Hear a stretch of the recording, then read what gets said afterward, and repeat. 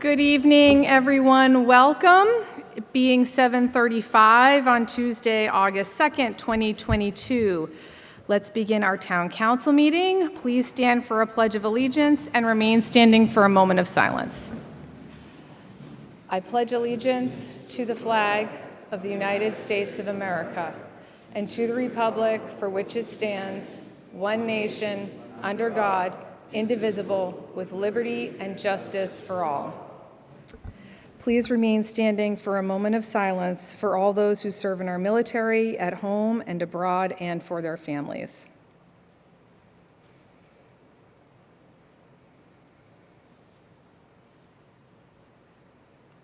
Thank you.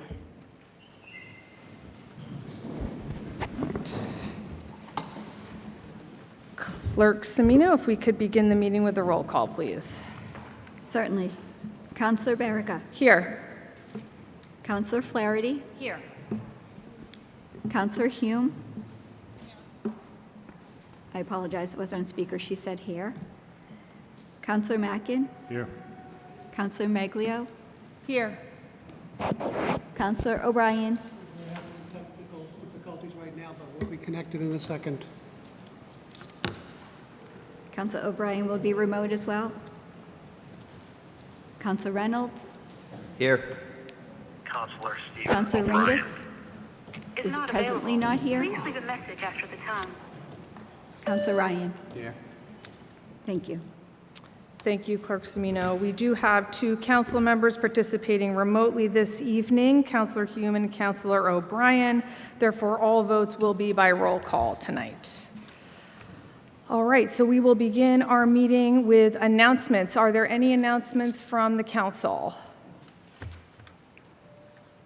Okay, seeing none, we'll move on to the approval of minutes.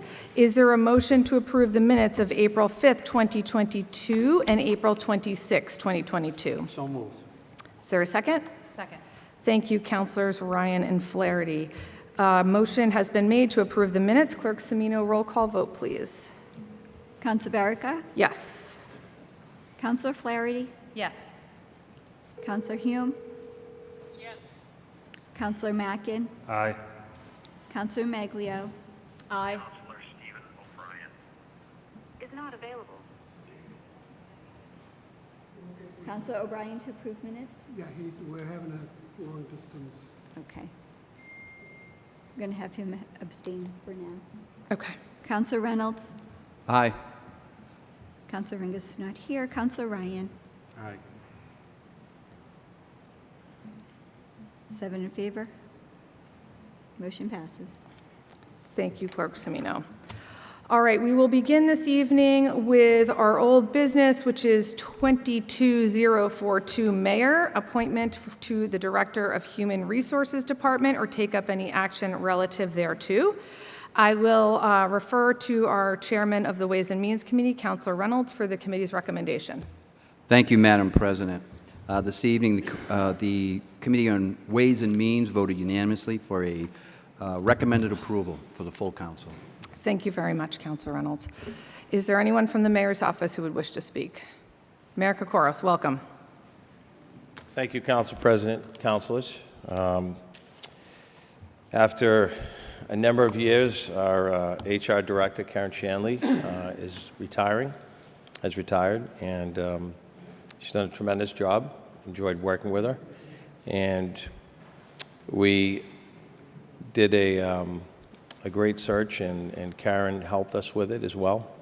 And I appreciate that the Ways and Means Committee voted unanimously. We have Cindy Depina, who is very experienced, and not only in HR as a whole, but our insurance system, which is self-funded, and a number of other areas. She has great knowledge and experience, which was important to us. And we had a few really qualified candidates. She was at the top of those three. And I'll also say that since she has started, she has jumped right in and hit the ground running. And without further ado, At your indulgence, Madam President, I would like to introduce our new HR Director, Cindy Depina. Welcome, thank you. Thank you, Mayor Kokoros. Welcome, Ms. Depina. Thank you so much. It's wonderful to be here. Did you want to say a few words, or otherwise I can open up to the council for questions? It's an amazing honor to be here. I couldn't be happier. Braintree is an amazing community, and I feel very fortunate to be here. Thank you very much. Councilor Ryan. So why don't you tell us a little bit about yourself and what you've done and Sure. how you qualified for this job? You got it. So I have over 20 years in human resources, municipal experience, about 7 to 10 years, both in Massachusetts in 3 different communities, as well as in the state of Florida as well, and private sector in addition. And I think that between the 2 experiences, pulling from each of those and bringing it here, union contracts, the self-funded insurance, all different aspects of human resources I've had experience. And I think municipal is unique, so I think it's, I'm very fortunate to have been to a few different communities where I've gained some of that knowledge, and I can bring it here as well into Braintree. Thank you. Thank you. Any other councilors have questions, Ms. Depina? Councilor Flaherty.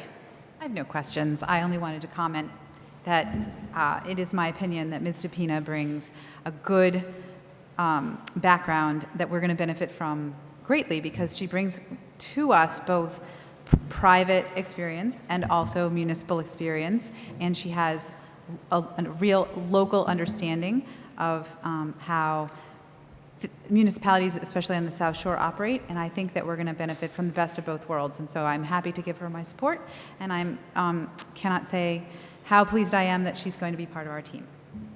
Thank you so much. Thank That's you very kind. much, Councilor Flaherty. Councilor Ryan for the second time. So I want to welcome you to the town of Braintree. Thank you.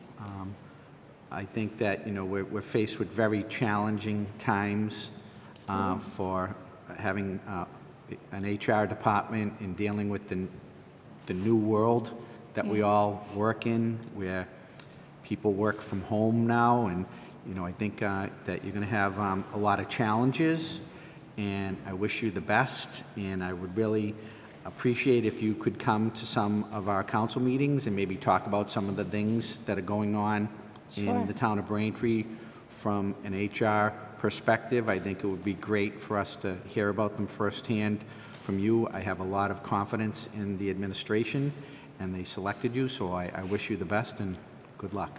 Thank you, absolutely. Any other councilors? Okay, thank you so much, Ms. Depina. And again, I echo my colleagues' sentiments. Welcome to the town. We're looking forward to working with you. And thank you for being with us this evening as well. Thank you so very much. Welcome. So with that, is there a motion for Order 22042? Motion upon the request of His Honor, the Mayor, the Town of Braintree, through the Braintree Town Council, and in accordance with Section 2-10 and Section 3-3 of the Charter of the Town of Braintree, to approve the appointment of Cindy M. Depina as Director of Human Resources. So moved. Thank you, Councilor Ryan. Is there a second? Second.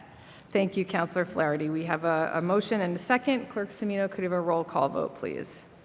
Roll call vote for the appointment of the Director of Human Resources. Councilor Barrica? Yes. Councilor Flaherty? Yes. Councilor Hume? Aye. Councilor Mackin? Aye. Councilor Maglio? Aye. Councilor O'Brien? Councilor O'Brien, you need to vote. Councilor O'Brien. Aye. Thank you. Councilor Reynolds? Aye. Aye. I believe it. Sorry. Councilor Ringus is not here. Councilor Ryan? Once again, aye. Thank you. 8 in Thank you, favor. Ms. Depina. Motion passes. You're welcome to stay, and you're also free to leave. I'll leave it up to your discretion, but thank you for being here. At this time, if there's no objections from my colleagues on the council, I would ask that we take the agenda out of order and move to, bear with me to grab the number, Page 7. 22041, which is the acceptance of donations. Any objections?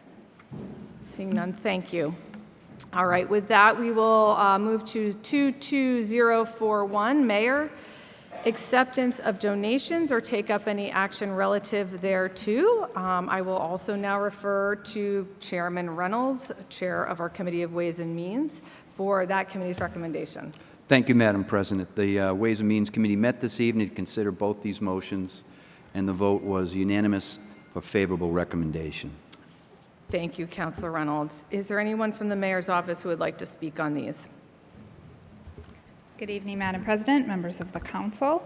The request before you is to authorize the acceptance of 2 independent donations. The first is in the amount of $500 that comes to us on behalf of the Braintree Farmers Market and earmarked for use by BEMA, the Braintree Emergency Management Association. Anybody that has been to one of our great farmers markets knows that BEMA is an essential part of those successful operations, whether it's assisting with setup or building security or parking and traffic control.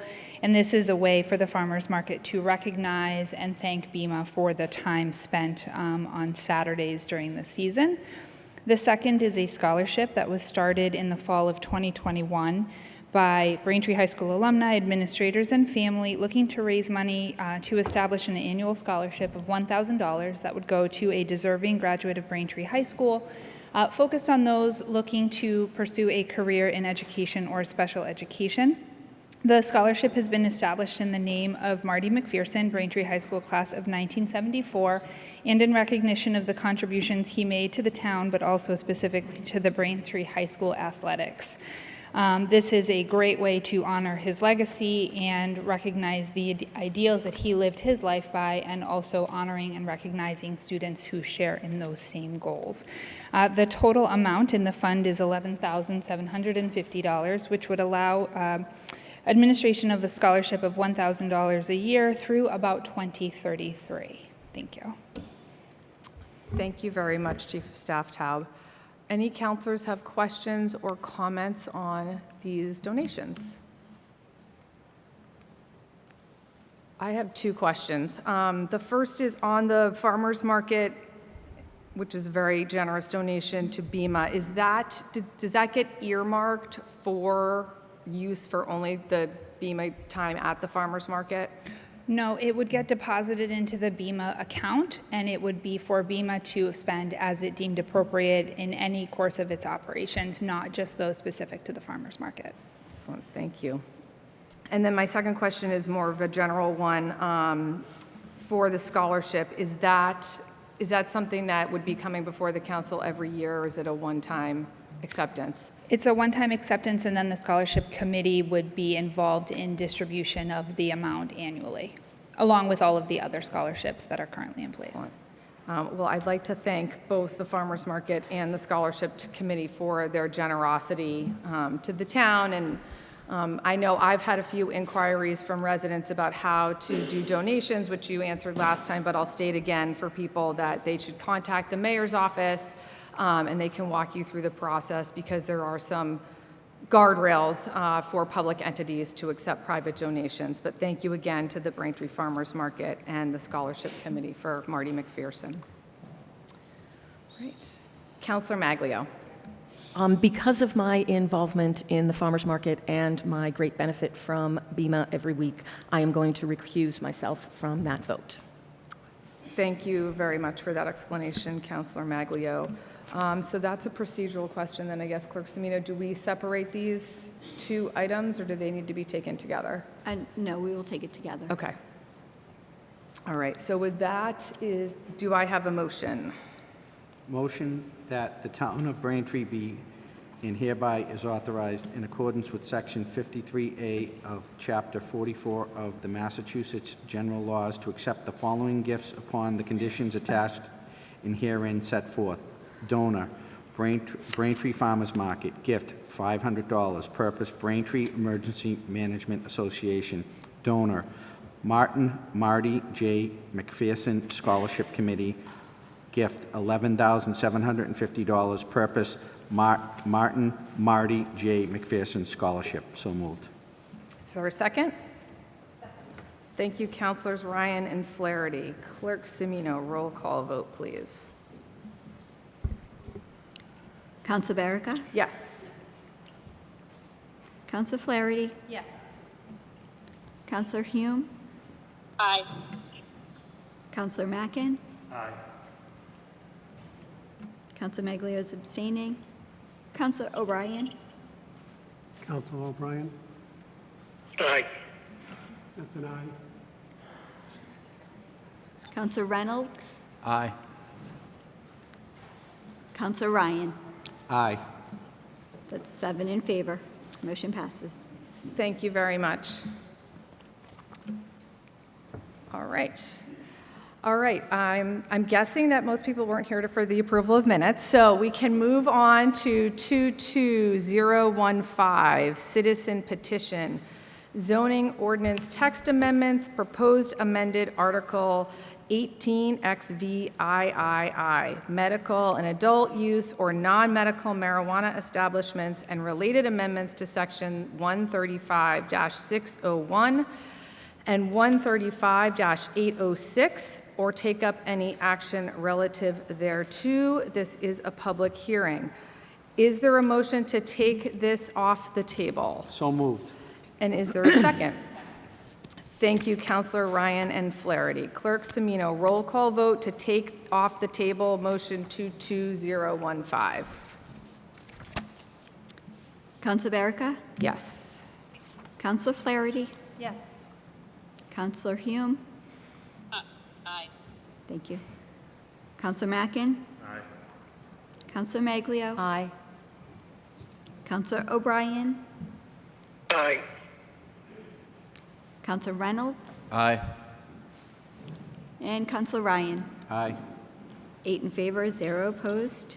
Thank you very much, Clerk Semino. All right, so tonight we will be holding the public hearing for the citizen petition for the zoning ordinance amendment pertaining to non-medical marijuana establishments. Before we begin the formal process, I wanted to provide everyone with some information so you know what to expect, because there are some procedural steps we need to take. President Barica, would you like to open the public hearing first? We can do that, yes. We can open the public hearing first. So I will first, is there a motion to open the public hearing for 22015? So Thank moved. you. Is there a second? Thank you, Councilors Ryan and Flaherty. So motion to a vote to open the public hearing for 22015. Roll call vote, please, Clerk Semino. Council Barica? Yes. Councilor Flaherty? Yes. Councilor Hume? Aye. Councilor Mackin? Councilor Maglio? Aye. Councilor O'Brien to open the public hearing. Aye. Councilor Reynolds? Aye. Councilor Ryan? Aye. 8 in favor, 0 opposed. Thank you, Clerk Semino. All right, for some background and expectations, the citizen petition was filed on March 10th, 2022. This will be the third formal public hearing. The Planning Board held a public hearing on May 10th, and the Ordinance and Rules Committee held a public hearing on June 22nd. And I'd like to thank my colleagues on that committee, aptly led by Chairman Ringus, for their diligence in all the work they did. All the materials that the council has received on this issue are in the public record, and they are posted on the town's website. For people watching at home, if you're so inclined, you can reference pages 29 through 192 in the town council documents. Tonight will provide the members of the public another opportunity to voice their opinion. And I would like to acknowledge that many residents are unable to be here in person with us tonight and have contacted the council on this issue through email and phone calls. So while you may not hear from them this evening, their voices have also been heard by the council. So thank you to everyone who has participated in this public process over the last 4 months. Okay, so I'm going to explain the procedural steps we need to take for this hearing. As you just heard, we voted to open the public hearing. We are then going to hear from the proponent, as we will also get a recommendation and a briefing from the chair of the Ordinance and Rules Committee. The mayor's office is also here to speak. Councilors will be afforded to ask any questions they would like to ask. Then we will get to public comment, and I'll get to rules for speaking in a minute. After the public speaks, the councilors will have one more opportunity to make final remarks. Then the council will vote to close the public hearing. Finally, if there is a motion and a second, the council will vote on the amendment at hand. So the ground rules for tonight's public hearing. If you would like to speak, please sign in with your name and address. I did get a few sheets for people, but there are sign-in sheets over there. Ask that it should be you should be a Braintree resident, and your address is required, and you will be called to the podium. And although it probably goes without saying, most importantly, decorum, civility, and respect is expected at all times. It's not easy to come to the podium and speak before an audience, so let us offer our support to our neighbors who choose to do so this evening. And as is always the case, the expectation in the council chamber is that there will be no interrupting of speakers, be it verbal or through applause. Differing opinions will be respected, and personal attacks will not be tolerated. The councilors are here to listen, so there will be no back and forth dialogue with speakers at the podium. All speakers will be allotted one opportunity to address the council for no more than 5 minutes per the town council rules. I will let you know when you have 30 seconds remaining, and when your time is up, I will let you know and can return to your seat. So with that, I'd like to start with our proponent, who I believe has a short presentation this evening.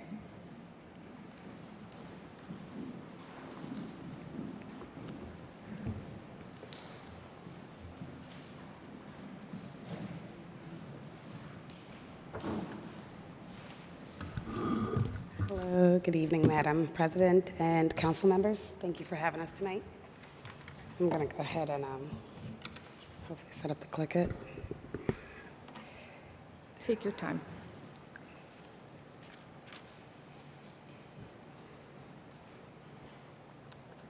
Are the TV monitors going to come on? Nope, they're not on.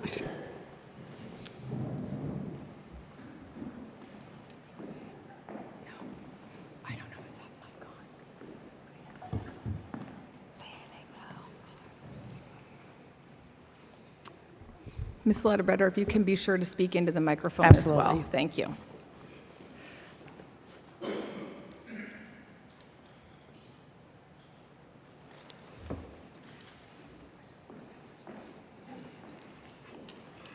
Let's do that again.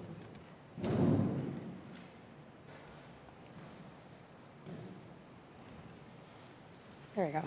Thank you. Again, my name is Drew Ledbetter. I'm the CEO of Flower Express. Thank you for having us here tonight.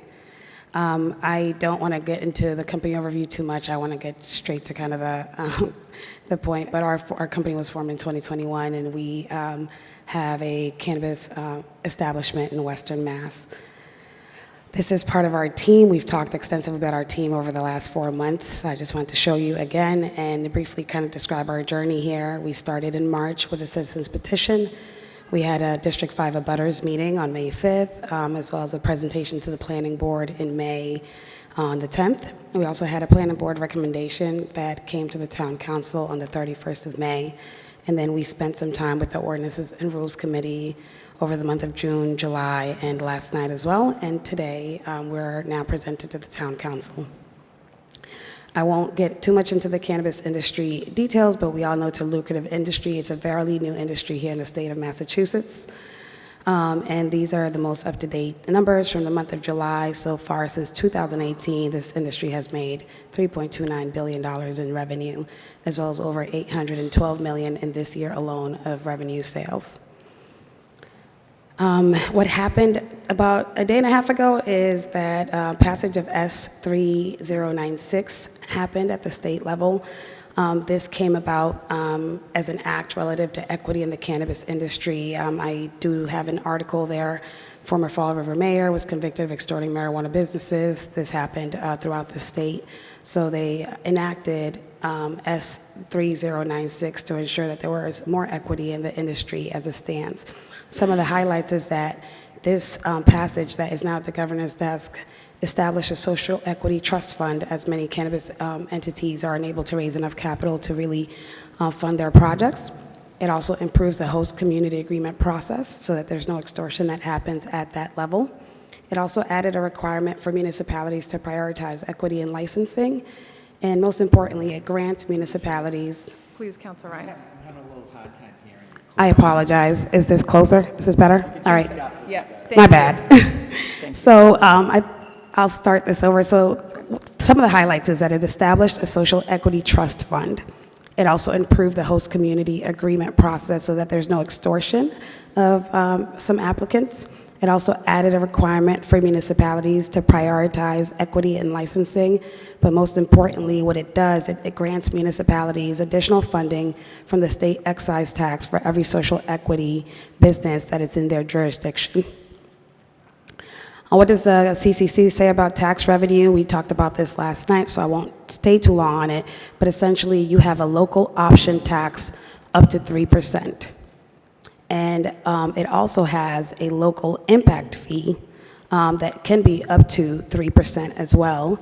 And the possible costs could include municipality inspection costs, traffic intersection and design studies, as well as public safety personnel or environmental impact studies as well.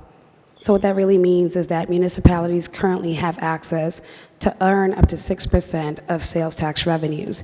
What the new legislature actually did was created a process for municipalities to substantiate the impact fee. And they can still apply the excise tax, but now if they apply an impact fee, they would need to substantiate that fee to prove that there was in fact an impact from the business being in their municipality. Our revenue calculations also came into question. We have gone back and forth with our attorneys and our team, and the industry standard for a flower yield is about 50 grams per square foot. We have a proprietary genetics and grow method, and we've been proven to exceed 75 grams per square foot, but in the essence of being conservative, we just use 75 grams as a calculation number. We also plan on having 100,000 square feet of canopy, which means that's how many plants we will be able to grow at the facility.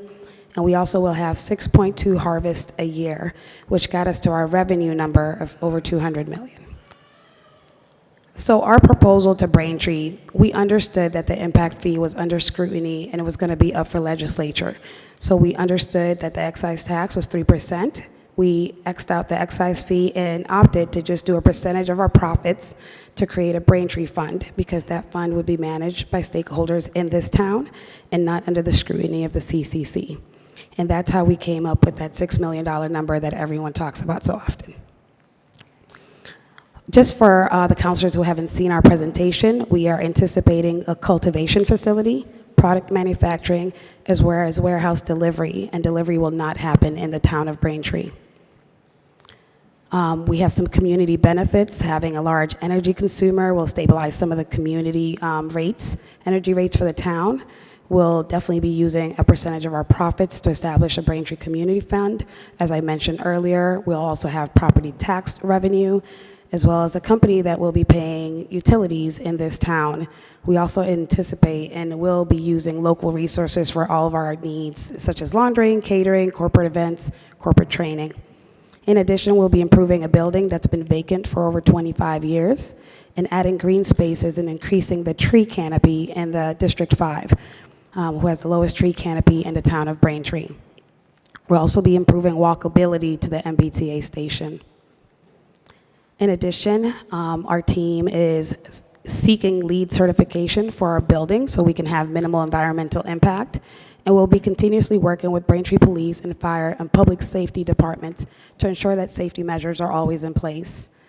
Our business plan is medical wholesale focused. What we really want to do is attract more life science and research companies to the town of Braintree by supplying cannabis to those businesses as well. And we've established relationships with cannabis research organizations in the state and are working with the FDA to become a supplier for medical and research.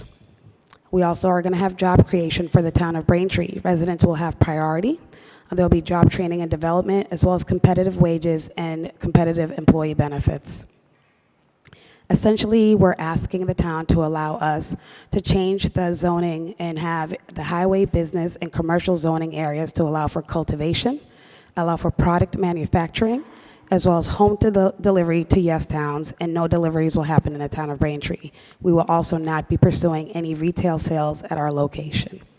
Thank you very much for your time. We hope that you allowed us to bring a modern facility and positive community impact to the town of Braintree. Thank you. Thank you very much, Ms. Ledbetter. At this time, you may be seated, and we'll let you know if we have further questions for you. I'd like to invite the mayor's office, our solicitor and chief of staff, Nicole Taub, up to the podium.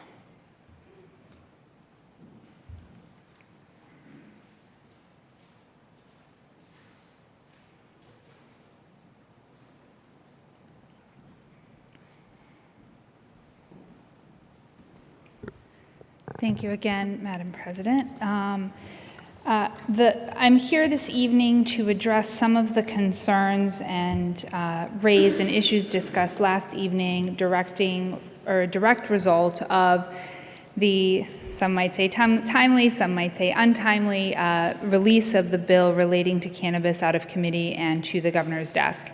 There has been a lot of discussion and a lot of concern regarding impacts of that bill on the potential revenue streams that may come to the town if the decision is made to allow a cultivation and delivery operation, which is obviously different from the prohibition that's currently in place. With that, I would note that the request that's before the council this evening is not to allow a specific business or a specific operator. What we are talking about now is an application specifically to amend the zoning bylaws to allow for cannabis cultivation and delivery in highway business and commercial zones. The current state of the law allows for municipalities to enter into a host community agreement, which is detailed in one very brief paragraph in Mass General Law, Chapter 94G, Section 3D. It allows for a lot of flexibility and a lot of discretion and, frankly, not a lot of oversight when municipalities seek to engage in negotiations with a cannabis-related entity as far as any impact fees that would be owed to the community. It also is silent on the question of so-called voluntary contributions and allows for a 5-year term with a potential expansion for an additional 5 years. The current state of the law allows for a municipality to require a payment in the form of an impact fee up to 3% of the gross revenues earned by the entity. It does make reference that the impact fee shall be reasonably related to the costs imposed on the municipality, but it does not impose a requirement for the municipality to specifically substantiate those costs. What the proposed bill does is it maintains the reasonably related standard. It reduces the time period to 8 years, and it also requires the municipality to substantiate the costs associated with the impact in an amount not to exceed 3%. So it creates a greater burden on the municipality to substantiate the fees it would seek to collect in the form of an impact fee. And that's an important distinction because there is a second revenue source that is allowed for under the law when a municipality allows a cannabis-related business to operate within its borders, and that is on the tax revenue side. And there has been no change in the pending bill to a municipality's ability to collect a local excise tax. So that's governed first and foremost in Mass General Law, Chapter 64N, Section 3. And what that does is it allows a municipality who accepts the statute to impose an excise tax of up to 3% on a marijuana retailer operating within its community. You have to dig a little bit into the Cannabis Control Commission regulations and the Department of Revenue regulations, but when you do that, you'll see that they have specifically called out delivery operators as a marijuana retailer for purposes of the local excise tax. So by seeking to allow cultivation and delivery operations within Braintree, we would then be entitled to adopt the local excise tax of up to 3% of the gross revenue earned by an entity operating in this capacity, and that would come to the town in the same way that we receive local receipts from hotel motel tax and from meals tax, which, as this body knows, is a significant portion of our local receipt revenue year to year to support the operating budget. In addition to the local tax, in case anybody's interested, there's a 10.75% excise tax that goes directly to the state on these operations, and there's a 6.25% sales tax also collected by the state. I do note the state portion of the taxes because, as was mentioned, there is a provision in the pending bill that specifically calls out social equity operators. And if you are a municipality that hosts at least one social equity marijuana retailer, you are then eligible for an additional 1% of the excise collected from the state to return back to your community in the form of additional revenue. So there is some ambiguity as to whether or not the expansion of the definition of marijuana retailer to delivery operators, as is the current state, would expand to the social equity excise tax. It is likely that the DOR will update their regulations to encompass that, further supporting what the state has made clear is a priority in enhancing social equity, specifically in the cannabis industry, and trying to entice municipalities to expand their current laws in order to allow for the operation in this area. So long and short, as was presented from the prior speaker, there are two avenues of revenue available to a municipality, one in the form of an impact fee that's up to 3% that may or may not require substantiation depending on what happens with the law, with a limit of either 10 or 8 years, but also the local excise tax, which is the same 3% of the gross revenue, which does not have an expiration date and would continue as long as the business was operating in Braintree. Thank you very much, Chief of Staff Taub. Thank you. Before I open it up to the council for questions, I would like to turn it over to our chair of the Ordinance and Rules Committee, Councilor Ringus. And Councilor Ringus, thank you on behalf of our colleagues for all of the work that you and members Hume, Ryan, and Flaherty have done over many months. Your hard work and due diligence, as always, serves both the council and the community. So thank you for leading that committee, Councilor Ringus. But I would welcome your recommendation and any comments or briefing. Thank you, President Borica. My apologies. I had a work obligation. I couldn't be here at 7:30 tonight. So I apologize if I repeat anything that might have been said in this recommendation. So the Ordinance and Rules Subcommittee met last night on August 1st, 2022. They voted for favorable action as to the proposed changes in Braintree's current marijuana regulations. The favorable vote was 2 in favor, that being Councilors Ryan and Flaherty, 1 abstention, that being myself, and 1 absence, that being Councilor Hume. As a brief history as to how this proposal got to the full council tonight, on March 10th of 2022, a citizen petition was filed with the town clerk by Mark Doucette. On April 26th of 2022, the council forwarded this proposal to the Committee on Ordinance and Rules. O&R awaited word from the Planning Board prior to engaging in meetings on this subject, as we wanted to see what their recommendation might be.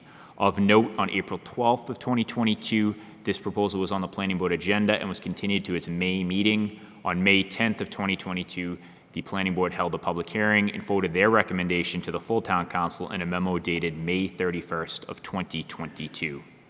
On June 1st, 2022, the Ordinance and Rules Subcommittee held a virtual meeting via Zoom. At this meeting, I announced that the next meeting would be held live at Town Hall and public comment would be allowed. On June 22nd of 2022, this aforementioned meeting was held with remote and in-person participation by residents. Of note, live speakers that night, there was 24 of them. 24 residents spoke that evening, with 14 being opposed and 10 being in favor of the proposal. The O&R Subcommittee also heard opinions that night from a variety of town boards and or officials. We read into the record the Planning Board recommendation, which was for favorable action with certain new recommendations, which would be reviewed by the town solicitor. We read into the record a letter from the Braintree's Board of Health, which took a negative view of this proposal and did not want this proposal to be passed. We received 2 opinions, both from our fire chief and our police chief. Our fire department chief, James O'Brien, had responded on May 10th of 2022 and submitted that there was no objection from the fire department to this change in regulation. Braintree Police Chief Mark Dubois also responded on May 10th of 2022, saying after reviewing the proposed application, the police department does not oppose the changes. In further comments made by Chief Mark Dubois, he noted that based on my current knowledge, the cannabis industry is heavily regulated in Massachusetts and includes very specific security requirements above and beyond those currently applicable to other commercial businesses. The police department would collaborate with any in-house security personnel associated with such an establishment to monitor the property and address any concerns that may present themselves. As proposed, there will be no retail sales of recreational marijuana on the property.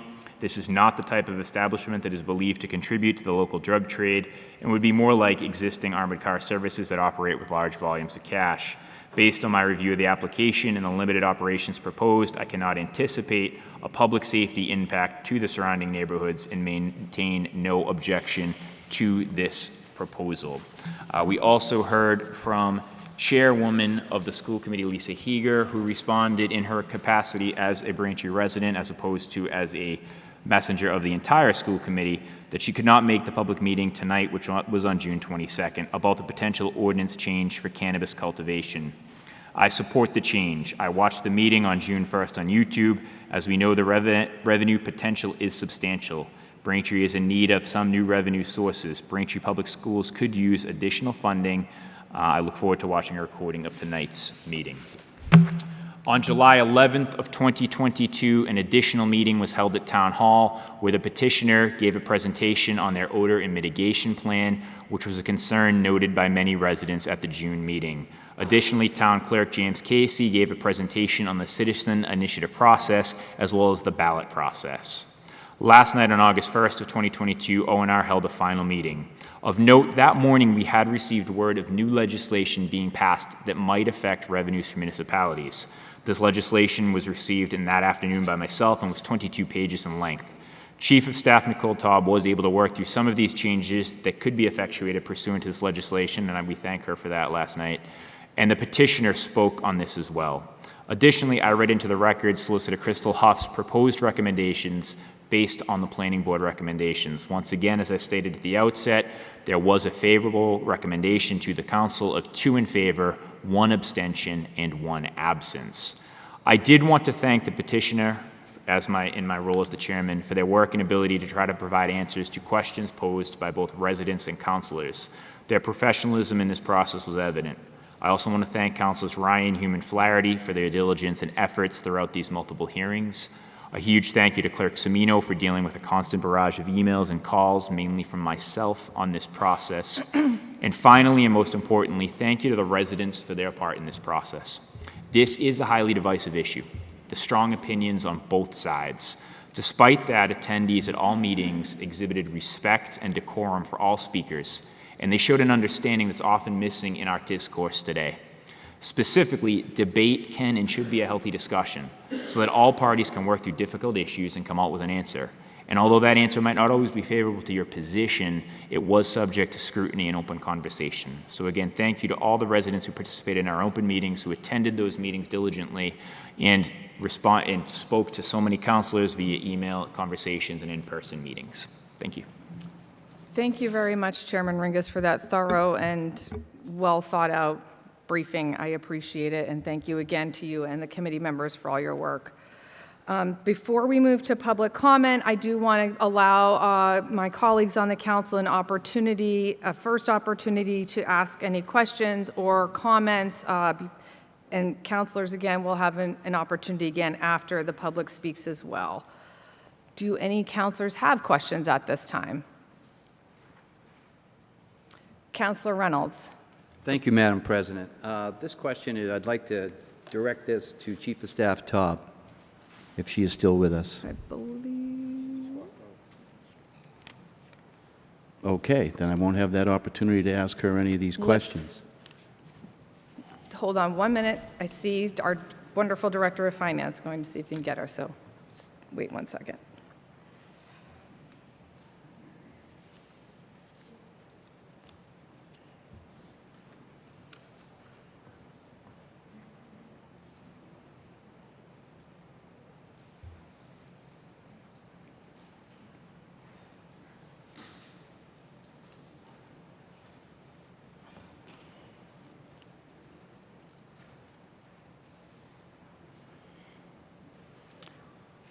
Councilor Reynolds, while we're waiting, do you mind if I turn to Councilor Mackin? Go right ahead. Councilor Mackin, I'll recognize you for the first time.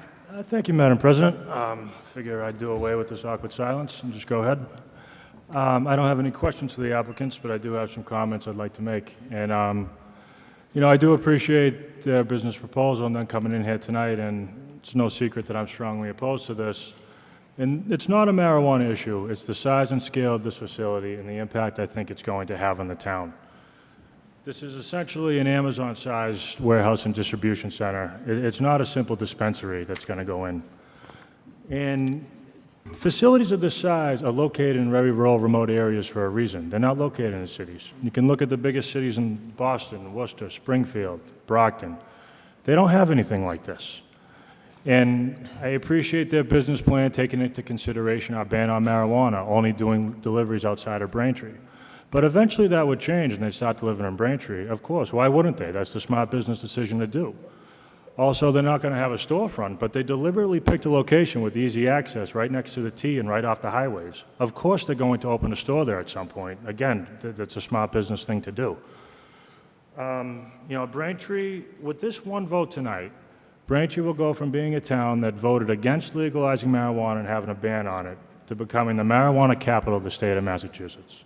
We have no right to do that to the town. Now, organized labor groups have taken a strong interest in this project.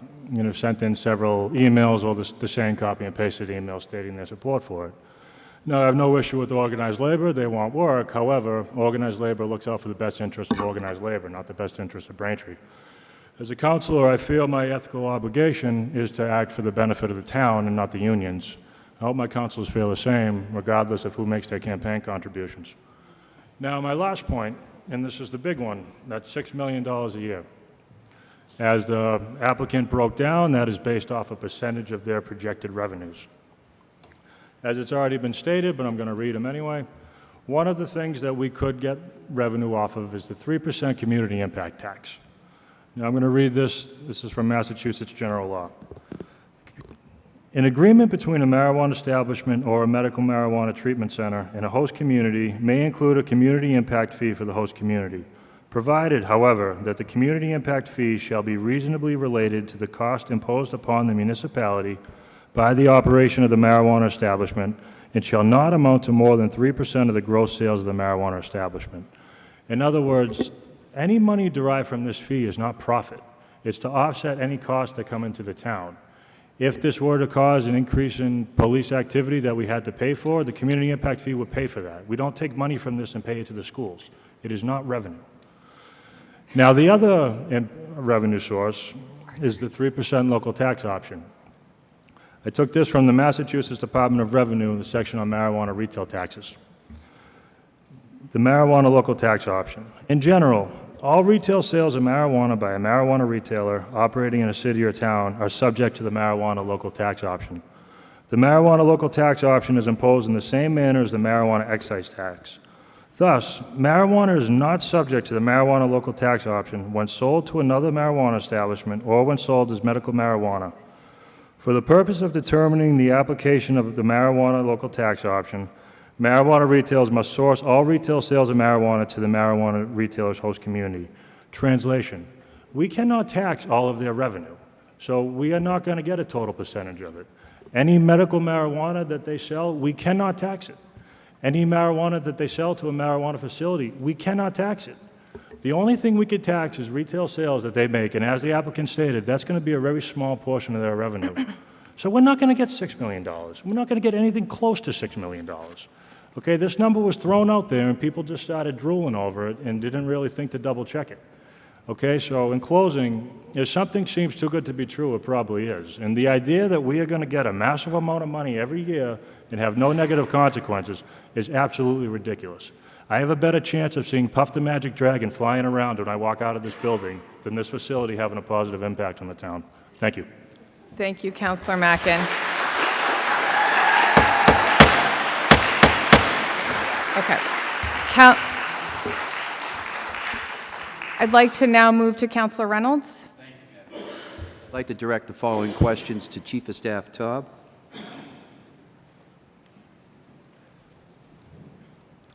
Thank you, Chief of Staff Taub. Apparently, I picked an inopportune moment to refill my water glass. Thank you. I appreciate that. I just want to, there's a few things that concern me about this most recent legislation that now awaits a signature from the governor. And this legislation was passed to the governor's office in the wee hours of yesterday morning, Correct. essentially? Correct, yes. Okay. So the governor's office, I would imagine, hasn't had an opportunity to fully review this, and we really wouldn't reasonably expect a signature in the next 24 hours. However, not having the staff that legal staff at our disposal, I feel that I'm a little disadvantaged at understanding what these new regulations may be, which are not yet law or could be law. There's that outside chance.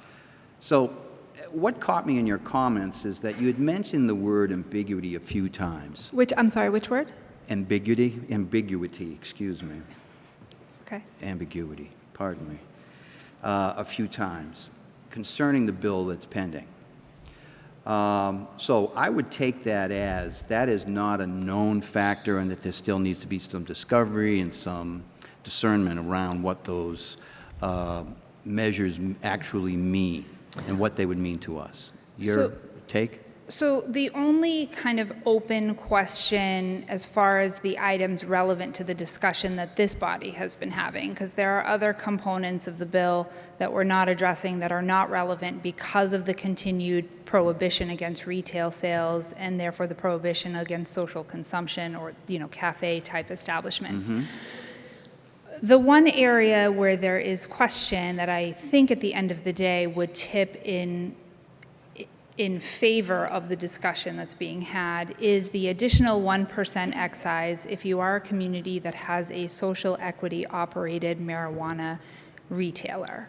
And I say that because marijuana retailer is defined very specifically in the law as a retail sales establishment. Right. That is not what we are talking about here. Correct. But if you look at the regulations, both from the Cannabis Control Commission and the corresponding marijuana tax regulations from the DOR, they specifically call out delivery operators as marijuana retailers for purposes of taxes. Mm-hmm. That includes the state tax as well as the local tax. And they are in the process of further defining delivery operators to make it even more clear that if you have a delivery operator in your community, you are eligible, if you accept the statute, to collect that 3% local excise tax.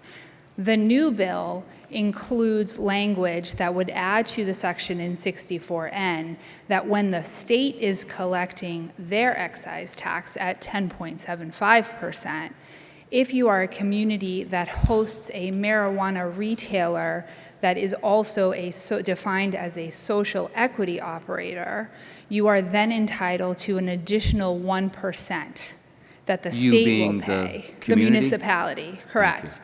And so the ambiguity there comes in the bill's use of the term marijuana retailer. And so what would likely have to happen is the DOR in its corresponding regulations would just have to include that excise percentage for delivery operators as it has the existing local excise of 3% regardless of ownership status. Okay, so that aside, and thank you for that explanation there.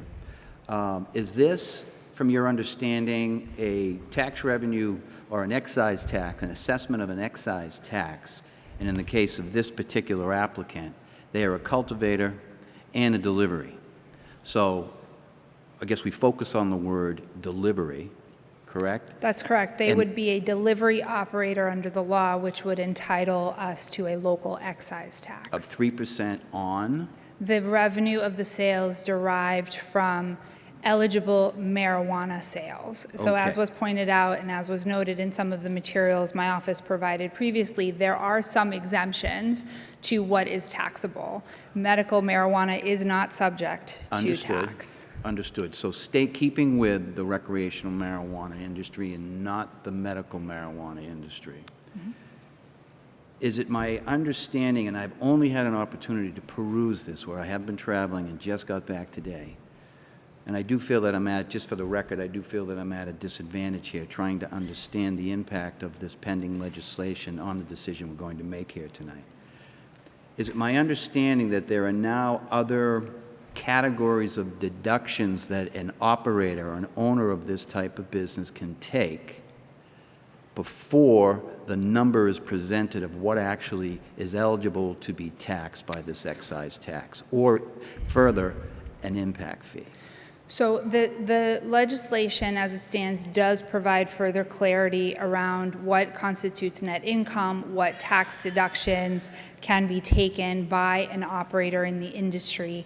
That would presumably affect any percentage collected off of sales. But the law also reads gross sales and not net sales. And so there would be a distinction drawn between what number your taxes are based on and what number the local incentive is based on, because there's a gross distinction and a net distinction in those. I'm sorry, in those could you just sections. restate again that difference you cited about gross sales versus net sales? So Please. the local taxes, the local excise tax is based on gross revenues, not net income from those Okay. sales.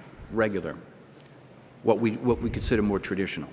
Certainly. Versus what this industry, which is this categorization or this legislation is calling it out as an exception to what we normally and how we would normally tax. Because it uses gross revenue specifically, yes. And it's using, and are you saying in this particular case that this legislation is IDing the net sales or the gross sales? No, I believe, and I can just review it here.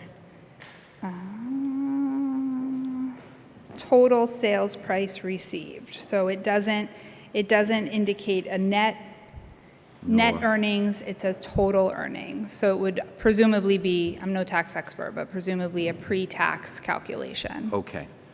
Okay. And is it also your understanding from this new legislation pending, signature from the governor, that that the Cannabis Commission now has greater oversight, particularly in the area of review of municipal impact fees agreements? So the legislation does require approval from the Cannabis Control Commission of any host community agreement. It does not provide them authority to review the documentation or substantiation for any impact fees collected in accordance with those agreements. That responsibility falls to the operator, and if the operator has a dispute or disagreement with the fees imposed or the calculations imposed by a municipality, it effectively turns into a contractual dispute between the operator and the municipality to litigate that issue to resolution. And just one additional question, if I may, Madam President. I don't want to put the cart before the horse, okay? It's my feeling that this zoning is actually that. We're putting the cart before the horse, but that's a discussion for a little later here. So the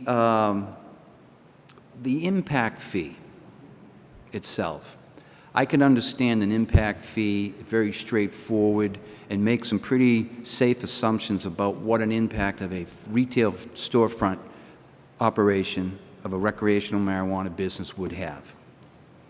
I've read about it.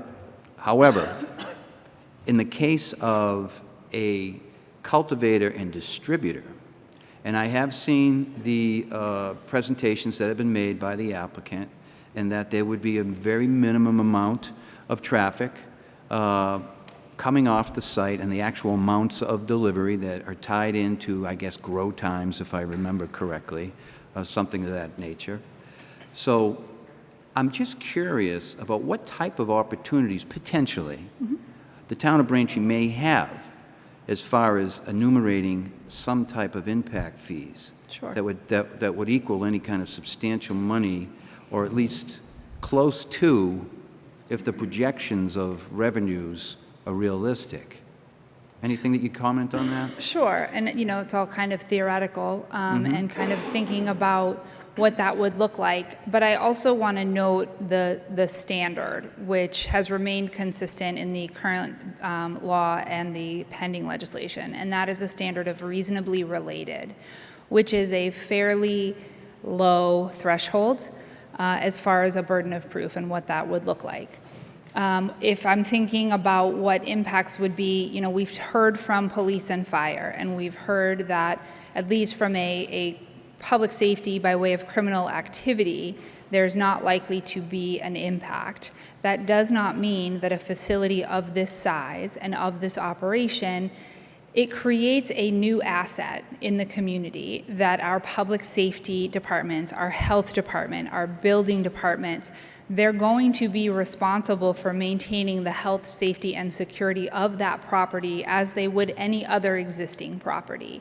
So when you're adding a new asset to the community, you are then adding burden to the departments that have inspection requirements, that have law enforcement requirements, that have fire safety requirements, water and sewer obligations, things of that nature. So there is going to be a cost associated with this new asset like it would any other asset.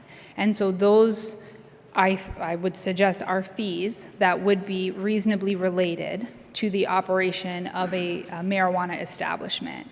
On the same front, I think that you could make a nexus between the fact that this is a cannabis operation and the desire to enhance or increase after-school programs in the form of diversion, or, you know, keeping our kids away from substance use as part of our substance use prevention efforts. You could identify educational opportunities that would be reasonably related to this specific type of operation that have a cost associated with them, and this creates an additional financial resource to support those types of programs. So I think what I expect will happen is that communities will slowly begin to substantiate impacts from this type of operation, and that information will get shared. We all have professional networks. There will be collaboration and communication and discussion amongst municipalities, so that if you are a community that hosts such a facility, you'll be able to share kind of that analysis and those impacts with other communities, so that everybody is ensuring that they're able to gain the benefit of the impact fees allowed for under the law, current or pending. Okay, so you mentioned that you would have these beneficial fundings for drug education, et cetera, that are, and it seems to me they have to be specifically related to what this product is, correct? They have to be reasonably related to the impacts on the municipality resulting from the operation. So I don't know that it would have to be cannabis specific. I think it could probably... So we don't know what that answer is? We don't. I would Okay. suggest that if I had to substantiate a substance use prevention program because of this operation, and that is that reasonably related, I think it is. And I think an operator would agree and would not likely oppose the inclusion of those types of fees as part of the impact. Absolutely. So just my last sub-question or follow-up to that point would be, so these programs and the actual costs of those programs, are they to be included in that 3%? So if the town were to negotiate an impact fee as part of a host community agreement, it would effectively bill the operator for those impact costs.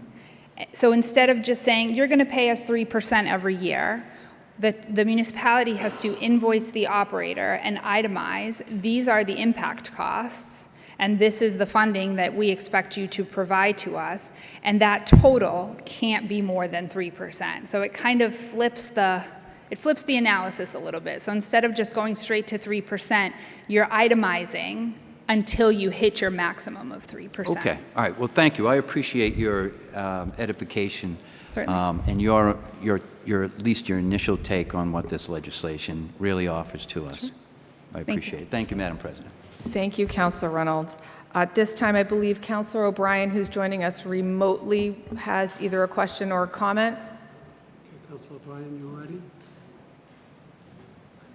Okay, the floor is yours. Okay, thank you. This is Councilor O'Brien speaking. Those that are aware. So I've been very well tuned into this process, and I have seen a lot of the information. I've heard a lot of the information, and I do appreciate all the efforts that have gone forward to date. However, there's grave concern, not only from what the previous speaker said, but also the, I guess, hesitation, to use a proper word, from the executive branch as to what the actual revenue derivation will be from this business, particularly as it pertains to existing law, which was recently read by a previous speaker. This operation is, in essence, a distribution facility.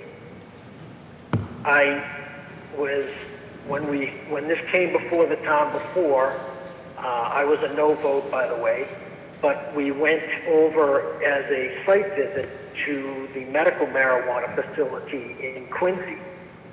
And what I saw in that medical marijuana facility was a self-fulfilling medical marijuana facility. In other words, that facility, I don't believe, would need any distribution.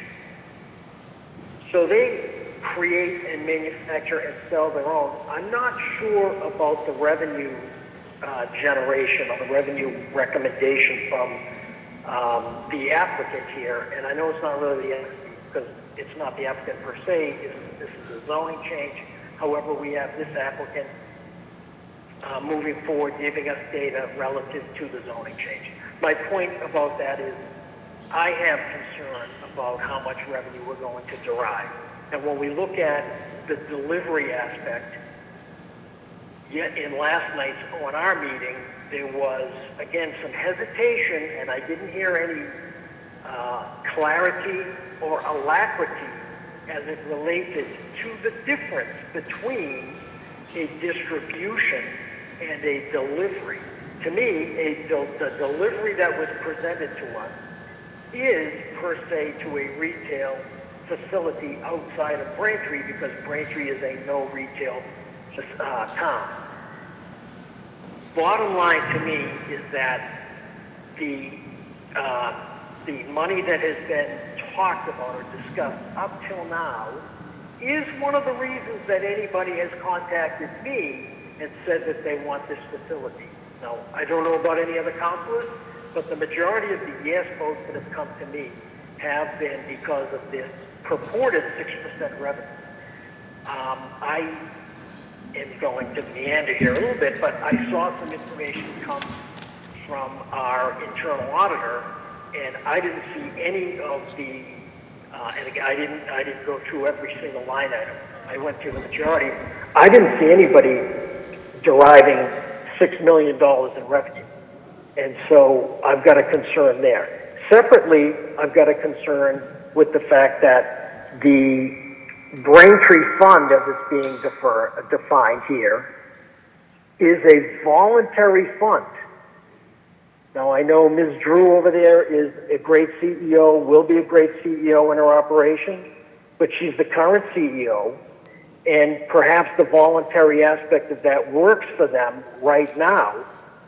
But if she were to be acquired by another facility, and if I were a CEO and I saw something that was voluntary and I was maybe impacted negatively by business issues, or I had a bad crop yield or any number of other things, one of the first things that I would want to do is do away with something that is voluntary.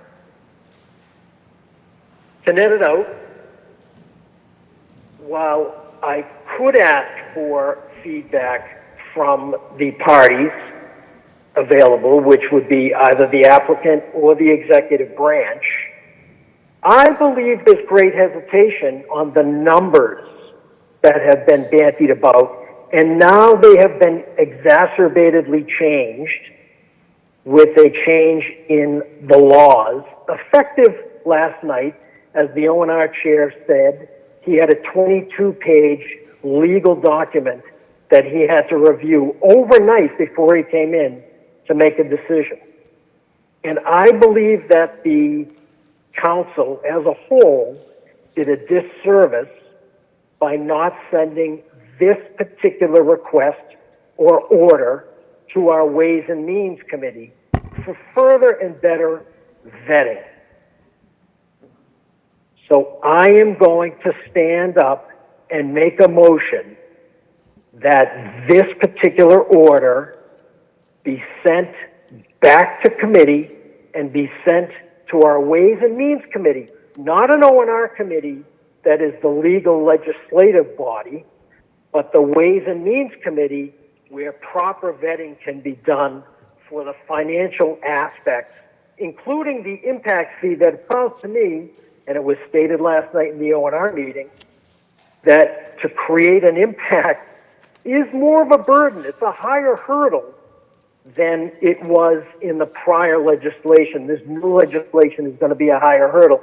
And based on the fact that Flower Express has provided us with a particular individual and maybe other individuals that were sent to jail as a result of trying to gain some sort of advantage from these companies, it gives me great pause. And I want to make sure we do the right thing. But I also want to give the residents the right information. So again, to net it, I make a motion that this be sent back to the Ways and Means Committee of the Town Council for proper financial vetting with the executive branch. Thank you, Councilor O'Brien. Councilor Ryan? Thank you, Madam Chair. I don't think a motion's appropriate in a public hearing. You're supposed to close the public hearing before you can take a motion, so I find his motion out of order. This is also constitutes same-night action, so I would ask if there's any member that objects to same-night action. I object. I would say to the point of order, Councilor Barrett. Yep. I would say that we should wait for any action on the motion until we close the public hearing. There shouldn't be any action on any motion until the public hearing is closed. We still have a bunch of folks that came here to speak tonight, so the council wants to speak. So it's not appropriate to take any action on a motion in a public hearing. When we close the public hearing, the same motion could be made at that point. Here, here.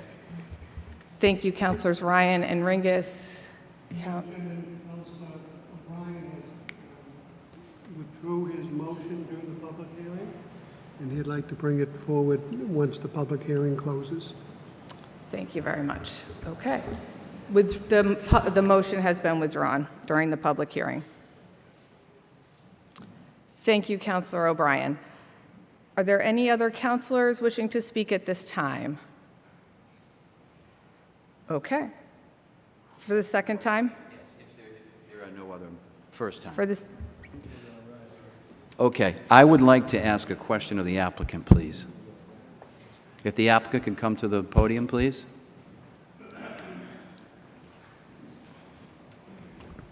Welcome, and thank you for taking my questions. This business, you've been in business now incorporated since November of 2021? Correct. Okay. And other than this proposal, I believe you had an application before, and I'll probably butcher the name of the community in Braintree. Colton, is it? Nope, it's Coleraine, Massachusetts. Coleraine, Massachusetts. Okay. And that is that up and running business? We are in the process of build out, yes. Okay. So one of my concerns is that the numbers you have cited You've shown us the what of what you want to do. What I would like to see is the how. In other words, having had a number of years in the private sector in the investment industry, it is common practice to have a business plan. And that business plan would entail the how. Correct. To give us a level of comfort of possibility, of success, considerations of risk mitigation, give us a better understanding of the fundamentals of your business, your supply chain, how does that work, your labor costs, product pricing, and the like, various things, your debt management, your capital reserves, all various things that would give a level of comfort to an investor, if you will, or a possible partner, okay, which Braintree is. Braintree is being asked to partner with you. Braintree is being asked to make a change to our zoning laws that was voted in by the voters of Braintree. And I'm a little concerned about first of all, your customer base is limited to just the state of Massachusetts. Is that correct? Correct. Okay. And yet we don't know what the impacts of this new proposed legislation will be. And I did hear you say earlier that you do have a team of lawyers who are looking at it, trying to get some understanding around. And I would imagine you'd have some finance people also taking a look at that business model to see what type of impacts, if any, you may incur. So I guess being that type of a diligent individual and having the exposure and training in these types of practices, it is concerning that we have not seen a business plan that's a bit more detailed than the how, or the what, excuse me. And the level of, I guess, how can you assure me that a business that has only been existing for, I don't know, what is it, 10 months, 11 months, 9 or 10 months, is going to be able to deliver on such significant numbers of $6 million a year? And I know you said projected. I know that the words are carefully used, that you didn't guarantee it, but projected. And then I did think there was a speaker earlier that mentioned that this money by state law is not considered to be tax revenue, nor can it be used for considerations by the administration for revenue planning in the tax year or upcoming tax year. So there's a number of questions that I have around the how and the validation and real, I guess, data to give me a level of comfort that, and of course this would all be negligent, this after the vote of we're here to talk about ordinances. So I'll stop right there. Would you clarify your question? I'm not sure exactly what the question is. The question was, do you have a business plan? We absolutely have a business plan that is public record with the Cannabis Control Commission. Our business plan is public record with the Cannabis Control Commission. Our understanding was that we were to make an argument for a zoning ordinance change, and the special permitting process would do their due diligence when a business petitioned to be in the new zoning area. Understood, but you are making promises to this community for part of our consideration to make a change to our ordinance. Correct. So and I that's think it would I be live in the fair yes on our community. part to ask that question. Absolutely, and it is fair to ask that question. Okay, thank you. And we have public data, and the industry is 4 years old, and it's raised over $3 billion in revenue for the state. The industry, correct, and it's only capturing about 40% of the state. Okay. So if that helps answer that question. There is a little, thank you. I appreciate, Madam President. I'm being asked to cease my question. Thank you, Ms. Ledbetter. Thank you. Thank you, Counselor. Any other remarks from the council? All right, at this time, we will now turn to members of the public. I will call you up in the order I have on the sign-up sheet in front of me. As a reminder, courtesy and civil participation is expected at all times. Again, each resident will have 5 minutes to speak. I will let you know when you have 30 seconds remaining. So the first member of the public is James Miller, 55 French Ave. Thank you, Mr. Miller. Please state your name and address for the record. Good evening. My name is James Miller, and I live at 55 French Avenue. Our house is about 200 feet from the building proposed by Flower Express for its cultivation, manufacturing, and delivery facility. The distance between property lines is roughly 100 feet, just a few feet at most beyond the proposed buffer zone. We can clearly see the roof of the building from our bedroom window. My husband and I purchased our home in 2011. When we discovered the French Tenny neighborhood, we were blown away that such a charming neighborhood of single and multi-family homes was so accessible to the tea, stores, and restaurants, yet felt private and separated from those amenities. We did not have a car for the first full year and were happy walking to the tea and stores. Over time, we considered whether we were going to move elsewhere or stay and invest in our home. We have consistently chosen to stay and invest. We fell in love with our neighborhood, its location, and Braintree. Statements have been made about the challenges of our neighborhood, the sound of the train, the infrequent smell of the transfer station, but we want to be very clear. We stayed and invested in our home because of the location, not in spite of it. Ideally, we would continue to invest in our house as our forever home. However, significant concerns over this possible ordinance change is making us seriously consider selling our home and moving to another community. Our primary concern is the potential impact on our health and daily quality of life, especially the air quality directly around and inside our home and of our entire neighborhood. We have heard multiple first-hand accounts, including from a Braintree resident who worked with the state's Cannabis Control Commission, indicating that the area around these facilities smell. Despite the filtration technology, regulatory requirements, and best intentions for mitigating odors and emissions. Possibly due to the newness of this industry, there does not seem to be much data regarding the potential air quality or health impacts of these facilities. However, data that does exist suggests that cannabis cultivation and processing facilities can negatively affect surrounding air quality by emitting VOCs, including those that can lead to the formation of ozone and other harmful air pollutants. And remember, Braintree's Board of Health opposes this ordinance change. Again, this site is just about 100 feet from my backyard.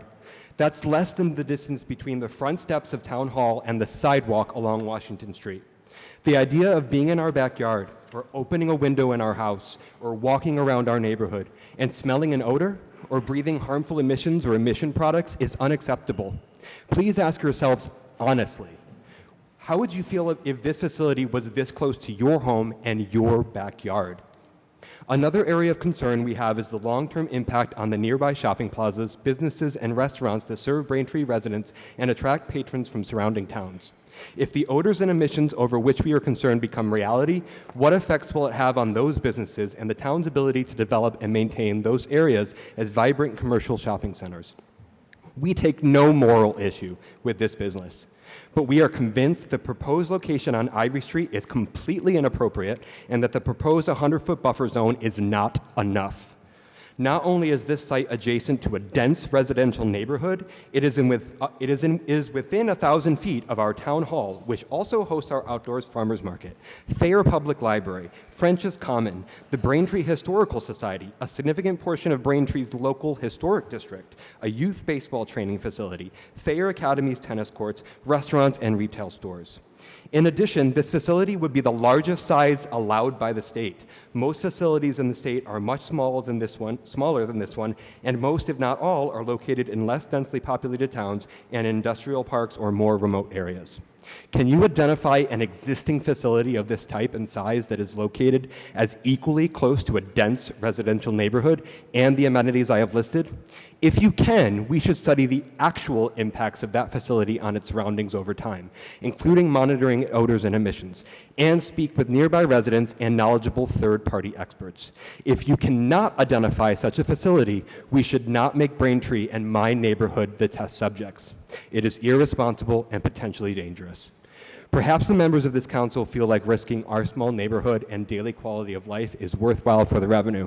However, if this project ultimately drives down property values or makes the existing 30 retailers seconds, nearby Mr. Miller. or makes the existing retailers nearby leave, that increased revenue may be short-lived or less than you hope. I respectfully ask that you please vote no on this ordinance change. Thank you for your time and consideration.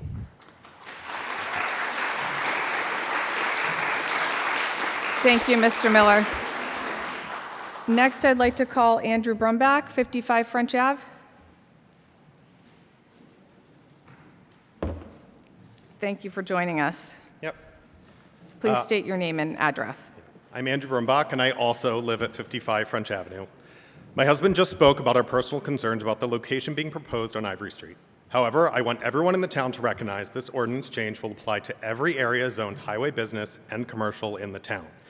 This includes sites in every district, including the majority of the land between Route 3 and the train tracks from Best Buy all the way down through Jonathan's Landing, the RMV and across Plain Street, areas adjacent to our Weymouth border off Columbia and Grove, both sides of 93, including both Wood Road and the area with the movie theater, the Hyatt, and the Logan Express parking, the mall, and all of the properties on that side of Granite Street until you get to Five Corners, most of the land to the west of Granite and Pond as you head towards Randolph, including Granite Plaza, the swath of land between Adams Street and East Middle School, the area bordering the Fore River off of Quincy Ave, and the stretch of land between Washington Street and the municipal golf course next to the Highlands. I can look down this list and find plenty of places that seem far more reasonable to put a facility like this. However, many of them are very close to other residential neighborhoods in our town. For additional context of how close the current proposed facility is to residences, the northwest corner of the proposed building is approximately 140 feet from the closest residential property. This is the same distance from the southern edge of Town Hall to the Pitcher's Mound in French's Common. Does that seem like a meaningful buffer to you? The proposed buffer zone is 100 feet, property line to property line. It appears this site barely meets that rule, which raises the question, which I hope someone on the council will answer. Was the 100-foot buffer based on actual data, or was it just the maximum number you could propose while still allowing this particular project? We would also like to address the statements that have been made about how this site is undevelopable for other purposes, and that is why it has remained vacant for over 25 years. The argument is frankly absurd. Although a housing development might currently be a challenge, the site's incredible MBT and highway access make it a prime site for other non-industrial development. The Red Line commuter rail station should be used as an anchor for vibrant, pedestrian-friendly development that enhances our community, attracts patrons, provides benefits and amenities to the public. The town should have been putting pressure on the owner to sell or develop that property for decades. You may not care about Ivory Street or my neighborhood, but if we pass this ordinance change without meaningful buffer zones between this type of facility and residences, we will have opened the door to these businesses being very close to neighborhoods and homes throughout our town. Making a wholesale zoning change based on a specific business request or single proposed project site such as this is an irresponsible way to set zoning rules, and with all due respect, should never have been entertained to this point. Last evening, Flower Express threatened to pull their project if the Ordinance and Rules Committee did not favorably recommend this change to the full council, even though less than 24 hours prior to the meeting, a state law passed through the legislature that would impact the town's ability to fully collect on the promised revenue. I respect that Flower Express is a business and must make decisions around how to invest their efforts. However, my home is the largest financial investment I am likely ever going to make, and they are proposing a project that may have a huge negative impact on that investment. Also, I would like to repeat, this is not just about one site, one project, or one business. This is setting up the rules that these establishments will have to follow anywhere in our town. Flower Express has touted a revenue for the town that no one competently could explain yesterday and relies on them creating a non-mandated fund they promise to garner your support. This zoning change doesn't require any future business to make such a fund, and it is clear the state can change the law whenever they'd like to further limit the revenue potential the town might see. I believe the excise funds they are touting are only available to the town due to the delivery function, since we aren't allowing retail. There is nothing in these bylaws requiring all sites to allow delivery, and I don't believe there is anything stopping Flower Express from changing their business model in the future to exclude delivery or preventing them from not continuing their fund. Without the excise tax or the fund, the town gets zero extra revenue.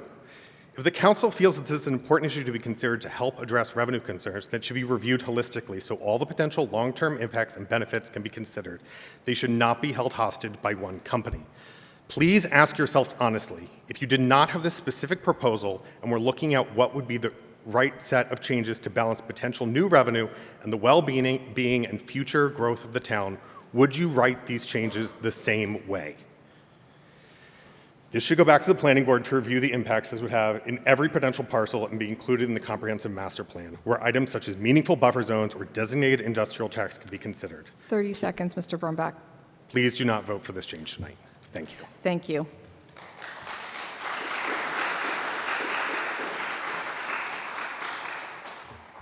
Norm Givens, 55 Calvin Street. Please state your name and address for the record. Thank you for being here. Madam President, councilors, I'm Norm Givens. I live at 55 Calvin Street. I have lived in this town my whole life, except for basically 5 years away on active duty as an officer in Uncle Sam's Navy. And I thank you for the opportunity to see this council in action for the very first time. Please forgive me if I misstep somewhere along the way. I'm learning the process. I have two major concerns, maybe three, regarding this proposal. The first is where it's our vote as the citizens of this town against the state law the amendment to the state law that removed the ban on sale and use of marijuana. I really think that this issue, this change of the bylaws, should go to the citizens of the town for a vote, rather than being settled here at the council. So I would ask you, if you feel it opportune to proceed with this, to put it on a ballot as a referendum in the next town-wide election, rather than making the decision here. The second consideration is that I have not heard one mention of the possible interaction of this proposal with federal law that still forbids the growth, sale, manufacturing, distribution of marijuana and marijuana products. And I have some amount of concern that although recent administrations have decided not to pursue enforcement of that law, another administration, seeing a huge federal deficit and billions and billions of dollars now being generated in revenue and assets by the marijuana industry, might decide that seizure of those assets and pursuit of and enforcement of those federal laws might be an opportune way to deal with that federal budget shortfall, and might decide to pursue such enforcement. I think this proposal could make the town an accomplice in that business, and it could have some fallout that maybe we haven't fully vetted and don't fully understand. And so I think it would probably be prudent to delay further consideration of this proposal until those issues are at least addressed and resolved, or preferably until the federal law is amended to allow the production, sale, and distribution of marijuana. Thank you very much for your time, and thank you very much for your service to the town. Thank you, Mr. Givens. Diana Cleary, 323 Commercial Street.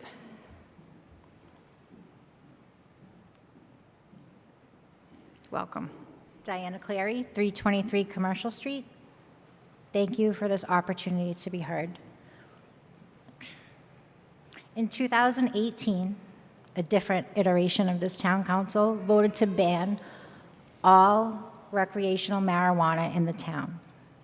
They cited the 2016 residential vote to ban all recreational marijuana in this town. The line then was from seed to sale, all phases. It's a no. We all know that. The petitioner knows that. And yet, here we are. Why? They've looked at the list, all the towns in Massachusetts. Where do they stand? The petitioner is aware that Braintree is solidly under the heading of no. Thank you, no. Why are we here? Why are they investing their time, their energy, their money in this location, in this town that's on the no list? Who told them this was a good idea? This is a sound investment.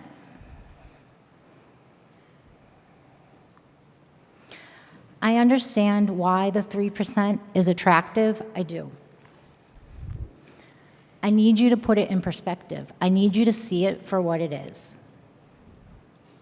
It's an open invitation to all marijuana enterprise in Braintree. Come to Braintree. Please do not interrupt the speaker. Please continue, Ms. Cleary. It is setting us up to fail. It is setting Braintree youth up to fail.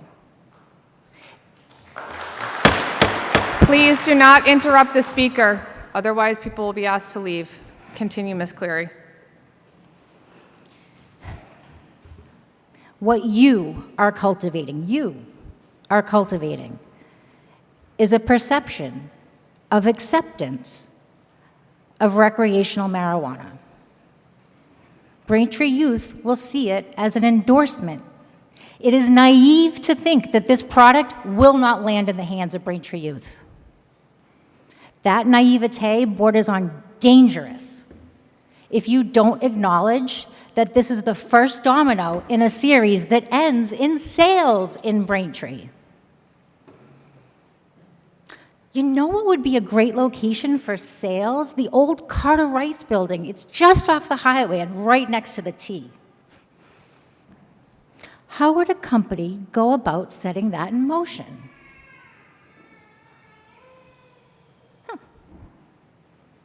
I'm asking you, what is your legacy as town council, as residents of Braintree, as parents, to your loved ones? Are you selling us out for $6 million? Is that our price? That's the number?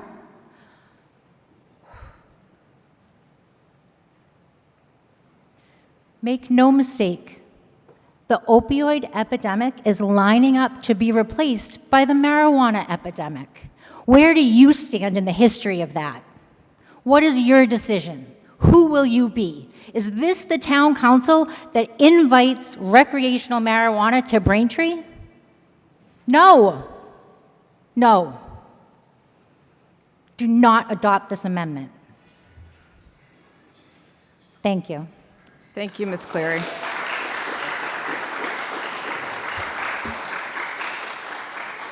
Miss Mary Grogan, 72 Columbus Ave, please.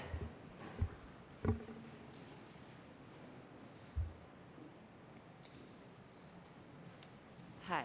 Please state your name and address. Mary Grogan, 72 Columbus Avenue, in the great desirable town of Braintree. Thank you very much for allowing us to come here and speak to you.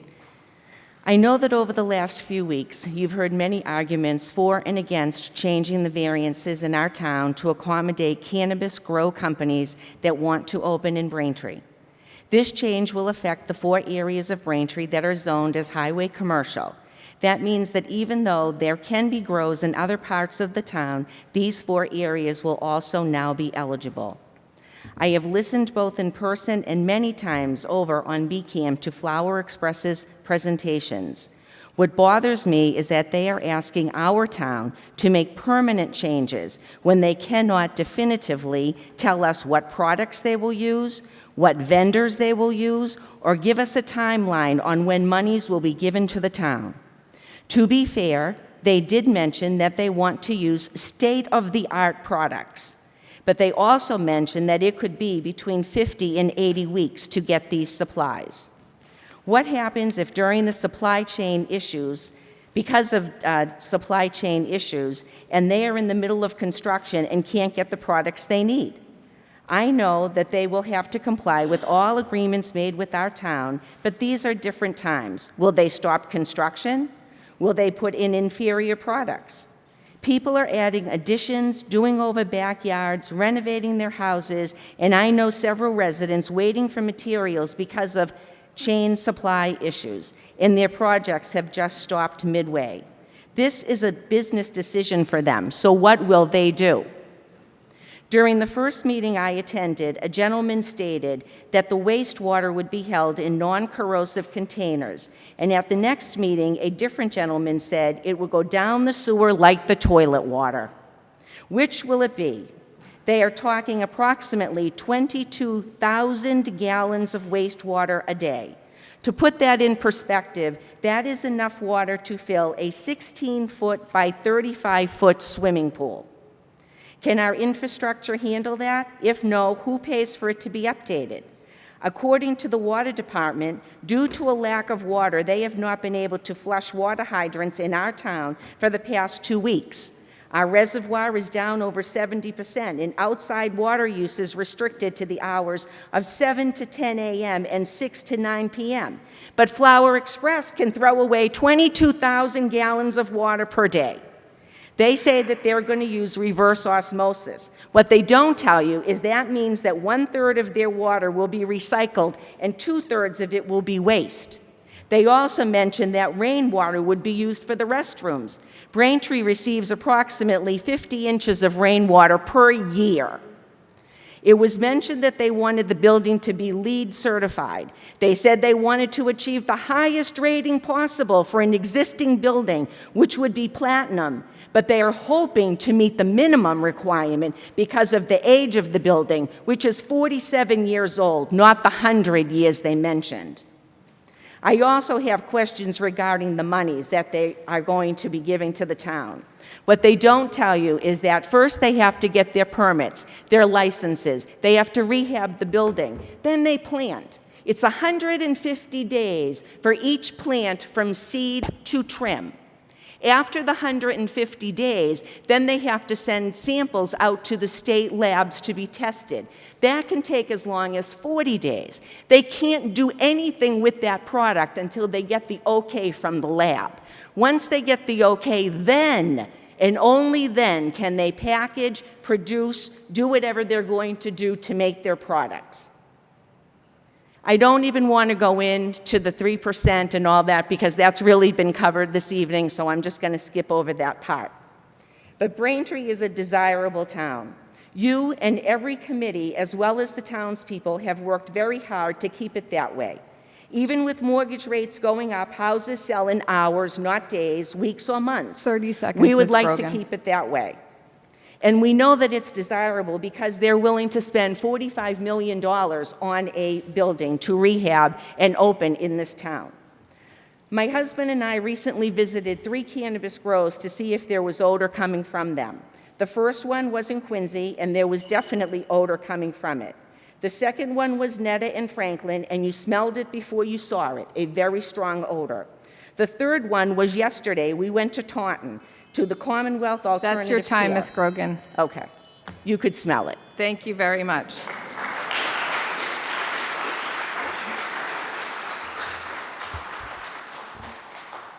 Pat Mulcaran, 12 Ellery Street.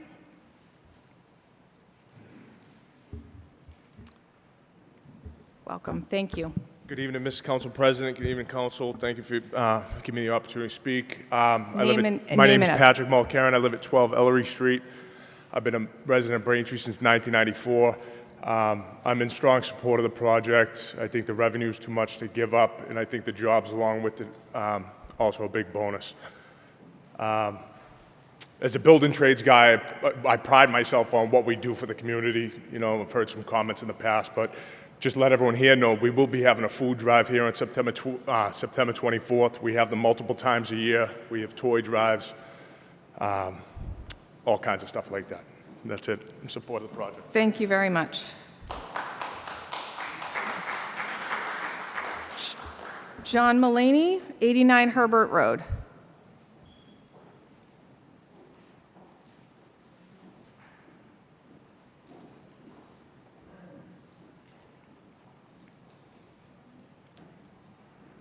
Good evening, Welcome. councilors. Thank you for the opportunity to speak. I remember... Name and address, please. Please state your name and address. I'm John C. Mullaney. I live at 89 Herbert Road, and I've lived there for 44 years. The reason I'm here tonight and the reason I support this motion is for a number of reasons. the endorsements, the chief of police, the fire chief, Beld, who I have always respected, the chairperson of the school committee, and most of all, the unions that I have been supported by and have supported my whole life. There'll be a significant amount of revenue that will prevent future layoffs and the financial ability to improve the schools that I hope the money will be used for. As I listen to some of the rhetoric tonight, I go back in time. I remember when I fought for the meals tax, and I was told that I was blowing up the money. I was predicting 700,000, 800,000, and that was ridiculous. And my opponents were saying it would not be more than 300. And today I double-checked, and we're bringing in 1.3 million a year. So I'd like to suggest that my crystal ball is better than my opponent's was.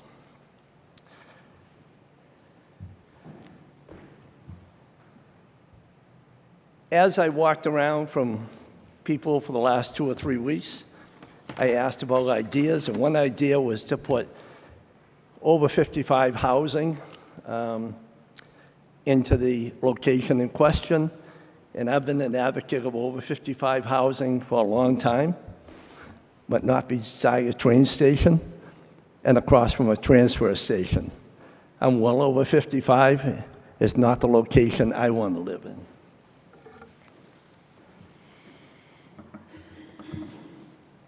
I believe that it's so important to get revenue into this town to make the town better. I think you all have a tough vote tonight.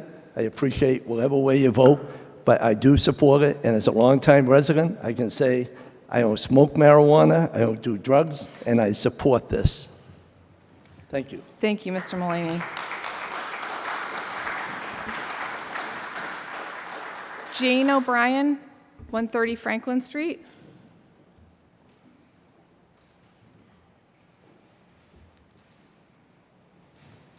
Hello, I'm Jane O'Brien, 130 Franklin Street. Ms. O'Brien, just adjust the microphone so we can hear you. Thank you. Hi. Jane O'Brien, 130 Franklin Street. I'm asking you to vote no on the proposed zoning change that would allow a marijuana facility to come to Braintree. I've already sent a detailed email to each one of the councilors regarding my concerns, especially in regard to the children. However, I would like to add a few points. If you vote yes on this proposal, you will be going against the adamant objections of the Braintree Board of Health, but you know that. And as I'm sure you already know, there is a medical marijuana facility coming to Granite Street for those in genuine need of marijuana. Also, you would have to be pretty naive to not know that there are a few questionable doctors who are willing to write a prescription for just about any arsenic under the sun. I'm sure people are aware of the fact that they can grow weed in their own yards or apartments as well. I'm wondering, as are many others, who the people with deep pockets are who are backing this venture. Please don't sell us out with the lure of lucrative money. It's drugs. Just because it's legal doesn't mean it's moral. I will end by thanking Councilor Mackin for speaking out against this issue. Thank you. Thank you, Mrs. O'Brien. Mike Ford, 8 Cardinal Court.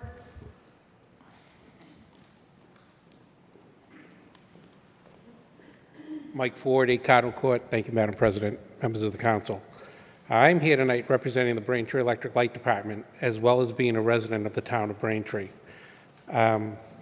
Belt supports this citizen's petition to change the zoning ordinance and allow for cannabis cultivation and the ancillary activities associated with it. The energy markets and other factors that affect the electrical rates are convoluted at best. Suffice it to say that having potentially large electrical users like Flower Express helps keep the rates down for all of the ratepayers in town. Our rates are a big reason some companies initially look at Braintree as a location.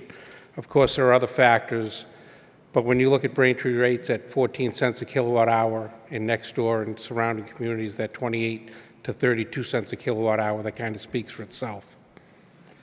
As a resident, some of the things I've considered regarding the topic are obviously the tax revenue and the positive impacts regarding the retention of teachers, firefighters, police, and other services. The cleaning up of an eyesore, a vacant, blighted property, vacant for nearly 30 years. Some people have wondered what else could go there, and the truth is many businesses could go there, but have decided against it for one reason or another. Perhaps looking out over a capped landfill and a smelly transfer station is a big factor. It's estimated that 80% of cannabis sales in Massachusetts are still illegal.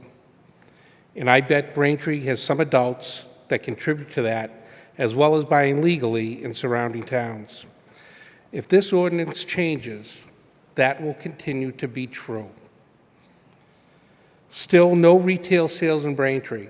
The fact that people keep talking about they're going to turn it to retail is fear-mongering. It is not going to happen. We'll see a cleaned-up property paying taxes. It's been suggested that the town councils follow the 2016 vote where the town said no. You know, an earlier vote, the town voted unanimously and overwhelmingly about medical marijuana, which is the basis for this business. If this doesn't pass, if this ordinance doesn't pass, Flower Express is just going to go to another community, a more welcoming community. And Braintree will still be here looking for ways to raise revenue. Maybe we're looking for overrides. Who knows? I hope that's not true. I will not vote for another override if this doesn't pass. Thank you very much. Thank you, Mr. Ford. Peter Thompson, 269 Peach Street.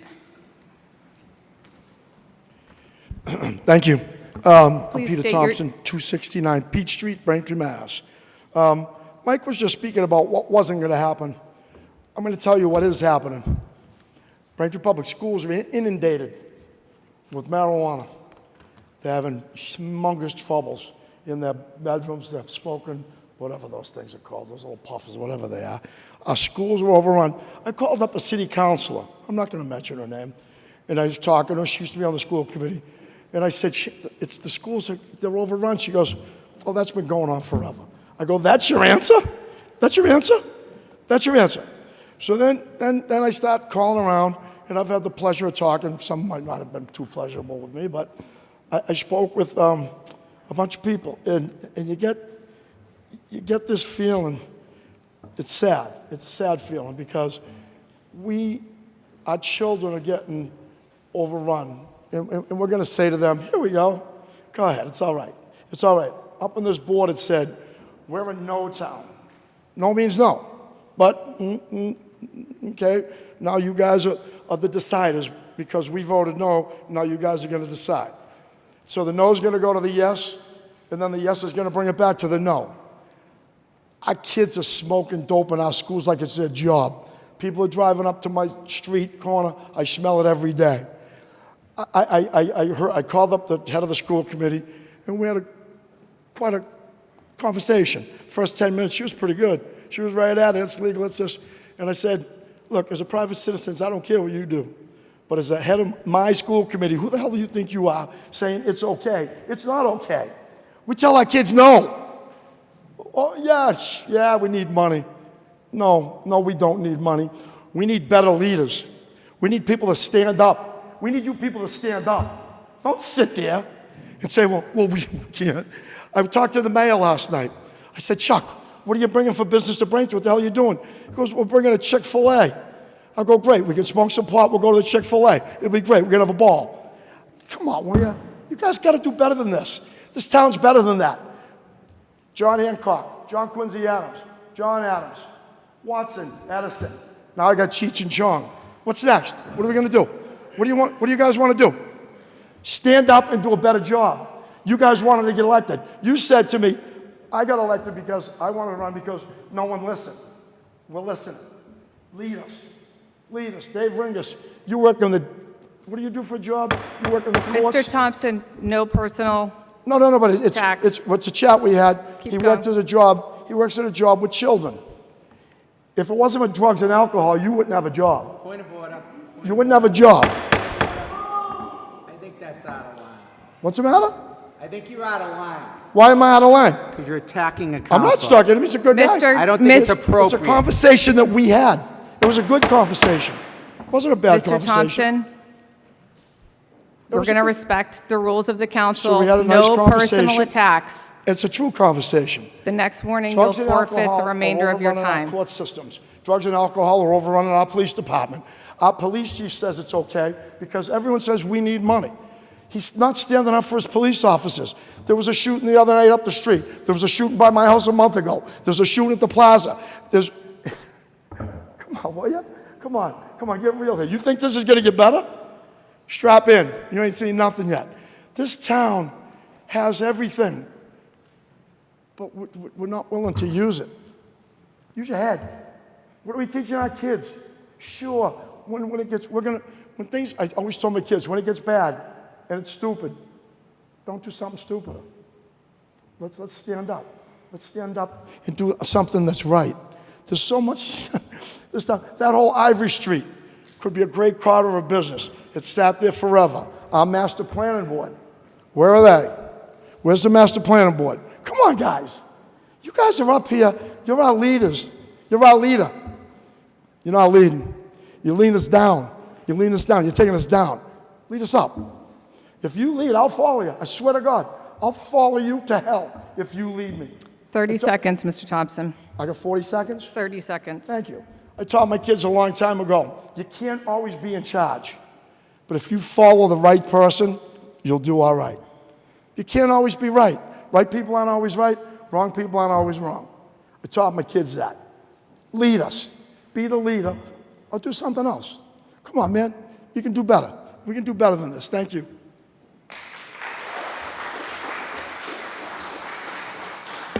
Jean Mackin, 10 Milton Road.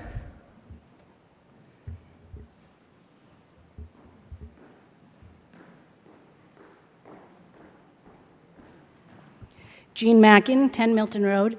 Thank you, Madam President. Thank you. So a topic I haven't heard addressed enough tonight, a point of interest of mine, is water supply and watering of the plants. I believe Flower Express stated in their presentation that they'll have 100,000 plants. I might be wrong, but that's what I took down as a note. A simple Google search indicates that each plant uses 6 gallons of water a day. 600,000 gallons of water a day for the 100,000 plants, 4.2 million gallons of water a week. Today, August 2nd, we're in a water ban here in Braintree, and we can't water our home gardens. Our tomato plants are dying, but my question is, where will the water come for these marijuana plants with Flower Express? I mean, will they not water, and therefore will that help production and downstream revenue? So hoping to hear more about that. Any reading I've done is simply my own research. Not enough, in my opinions, come forward of how it may or may not affect water bans is very real today, and water supply in Braintree. Thank you. Thank you very much.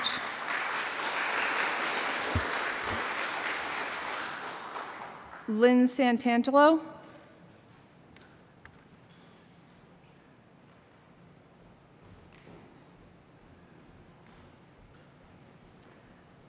Lynn Santangelo, 23 Holly Road. Good evening, Madam President, council members, and attendees of this meeting. My name is Lynn Santangelo. I've been a resident of Braintree for over 35 years. I grew up in this town, I received my education in this town, and I love this town. I'm 100% against the zoning ordinance amendment to allow the Flower Express facility to open on Ivory Street, because I simply do not see the positive benefits of this business outweigh the negatives for the citizens of this town. Yes, legalization brings some notable benefits. We've heard them tonight. Among them, state and town tax revenues, new jobs, and maybe the Braintree Police can focus on more serious crimes. But somewhere along the way, public health and well-being considerations are on the sidelines. I'm against this facility for many reasons, including those that we have heard from other citizens, but will touch upon an additional 3 during my time this evening. First, the FDA ensures the safety of only a handful of cannabis products, mostly those available by prescription. It does not oversee any of the plants in cannabis production facilities or dispensaries throughout the United States. This is a problem because the agency with the most expertise from monitoring food and/or medical products when thinking of their contents and consumer safety is not doing so, leaving the job to state agencies that lack the experience and technical expertise. Second, the evidence for public health risks of cannabis use is clear, including increases in impaired driving, increases in adverse effects among pregnant and or nursing women who use cannabis, increases in acute psychosis and emergency department visits, increases in cannabis use disorder and dependence, and increases in vaping-related lung injuries. The notion that cannabis is not harmful, which is strongly promoted by the expanding cannabis industry, has taken particular root among the younger generations, who are vaping nicotine and cannabis in record numbers. A study conducted in 2019 by the National Institute on Drug Abuse found that 21% of 12th graders had vaped cannabis in the past year of the study, as had 19% of 10th graders, 7% of 8th graders.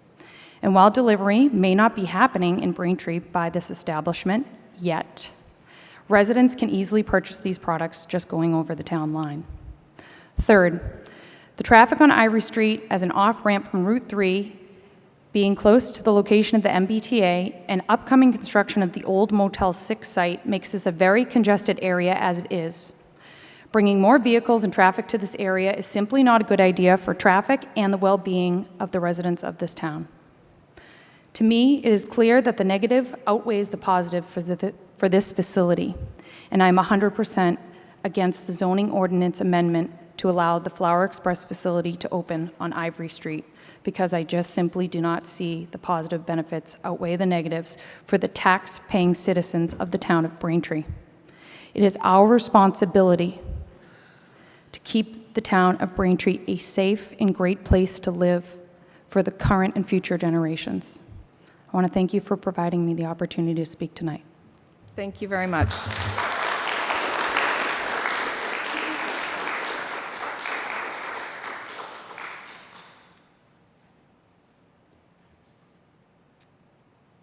I'm going to ask the resident at 31 Paul Street. I apologize, I couldn't read your name. My name is Deirdre Keogh. I live at 31 Paul Street. Thank you very much for giving me the opportunity to speak. I feel it's very important for me to say first and foremost that I am not opposed to marijuana use. I don't care where you do it. I don't care who does it. I just don't want you to do it while you're driving. I don't want you to do it in front of my children, and I don't want you to sell it to my children. I'm also a healthcare provider. I advocate the use of medical marijuana for my patients. I feel, although I don't prescribe, I feel it is very beneficial to them. So I think, it, like I said, it's very clear that this is not an anti-marijuana statement. I'm going to touch on a couple issues that I wish that I could actually address the council. I don't know, can you hear me? Because I feel like an echo. Address the council personally, because I would like to know if you guys actually know the answers to the question that I'm going to pose to you. But I'm just going to put it out there anyway, because these are the important issues. Besides the money issue that's already been out there, and it's already very questionable and shaky as it is, then we have some serious concerns about the residents of Braintree. Number one is the water usage. I know that some of this has gone through, but I'm going to read it because then I won't forget it. Indoor grow operations create a significant new demand on utility water supply infrastructure. These facilities take a toll on water treatment facilities that are not designed for and currently do not monitor for cannabis waste products, fertilizers, and pesticides. Harsh solvents like propane, ethanol, butane, and isopropyl alcohol are used during cannabis oil extraction. These solvents are washed into water sewers and water supplies. Does the council know what filtration systems will be in place? Will the treatment facility that treats these indoor grow operations require them to pay surcharges related to the increased costs from treatment volumes and the monitoring costs that arise from these waste systems? Does the council know, will the leachate be run to waste or will it be closed loop? And will the growers be using soil or will they be using the hydroponic growing system? These are all questions I hope you know the answer to. We're going to talk about air quality impacts. Cannabis grow and manufacturing operations create air quality impacts on local communities surrounding their facilities, as well as employees that work inside the facilities. Outside the facilities, volatile organic compounds, or VOCs, are emitted during plant growth and during the processing of cannabis plants due to the evaporation of the solvents used during the THC extraction process. VOCs are commonly known as an ozone precursor, and they have the potential to react with nitrogen oxides. And they form ground-level ozone, which is a regulated pollutant under the Clean Air Act's National Ambient Air Quality Standards. The processing of cannabis can also produce hazardous air pollutants. Inside the facilities, cannabis plants produce vapors that include substances called terpenes, which are responsible for the different aromas, flavors, and even colors in the cannabis plants. However, terpenes may also be hazardous and harmful to employees when they react with the ozone, commonly causing irritation or inflammation to eyes and airways. Who will monitor the construction and the operation of this facility in order to ensure that air quality is addressed? And who will pay for it? Will Flower Express be using carbon systems to remove the VOCs? Pesticides. Pesticides are heavily regulated, including under the Federal Insecticide, Fungicide, and Rodenticide Act. Cannabis remains an illegal drug under federal law, so the United States Environment Protection Agency, or the EPA, has not approved any pesticides for use on the plant. What programs, state or municipal, have been put in place to monitor that the pesticides that are used are the ones that are expressly used for crops that are intended for human consumption, and the pesticide's active ingredient is allowed by the FDA. We'll go to waste management issues. Cannabis cultivators and processors generate a wide variety of waste streams and therefore are subject to a whole host of waste management regulations. Grow operations generate agricultural waste that must be managed and disposed of as a regulated or scheduled substance pursuant to the DEA or state-level programs. They also generate hazardous mercury-containing waste due to the use of ultraviolet lights, requiring special handling and management. Cannabis processors also generate hazardous waste due to their use of the THC extraction chemicals, which are often toxic or inflammable. Okay, who's going to monitor this? Who's going to pay for it? Are the taxpayers of Braintree going to be responsible for taking on this? Because clearly this 3% tax is not going to do it. I oppose the approval of the zoning change at this time. I feel it is irresponsible to advocate or vote for something that you do not completely understand. It's irresponsible to vote for this when there's so many issues that affect the Braintree residents. It's irresponsible to vote for this without appropriate infrastructure monitoring in place, and it's irresponsible to vote yes when you've been moved by buzzwords, dollar signs, and handshakes. Thank you. Thank you very much.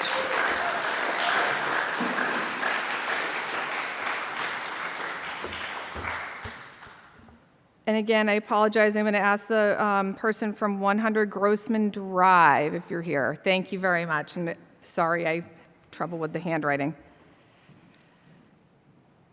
Hi, I'm Chris Driscoll O'Neill. I am an operator and owner of One Life at a Time. We're at Grossman Drive in Braintree. I've been a business owner here in Braintree since 2014.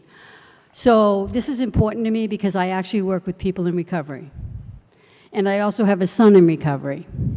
And out of the 500 that we've done, actually worked with in recovery since COVID, I would have to say 70%, and I work with them for a month at a time, have all said that they started off with marijuana. My son, who we almost lost, started with marijuana. And I remember I actually adopted him from DCF, and they told me, no big deal.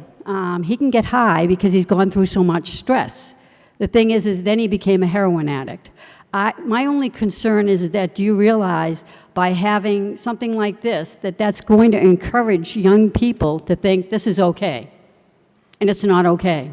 And I think you all have to, dig deep in your heart and soul and say, hey, do I want to vote for this because of the money, or do I want to vote the right way to help your children, your future children? I've seen so many people that have lost their lives this past year. So I just want you to know that as a business owner in Braintree, I think you shouldn't have this. I think, it's just not the right time. Thank you. Thank you very much. Robert DeFlorin, 79 Tremont Street.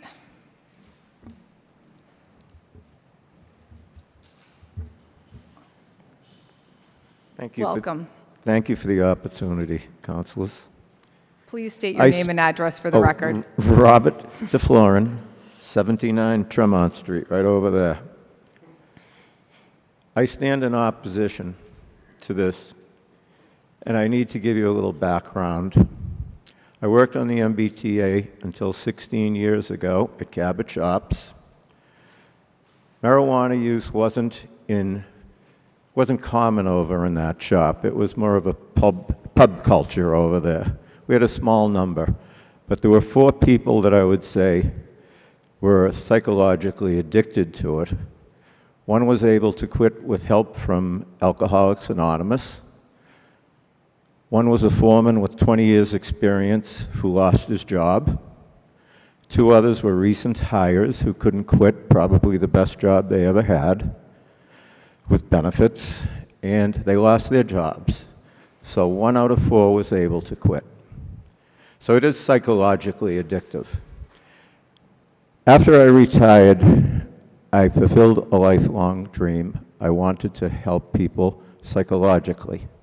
I graduated from UMass Boston after 4 years with a Bachelor of Science in Psychology, magna cum laude, and I just mention that because I want you to know I was very serious about this. After a couple of years of not knowing exactly how to use this, I wanted to get out there and use it. I got a job at Weymouth High School, mostly as a substitute.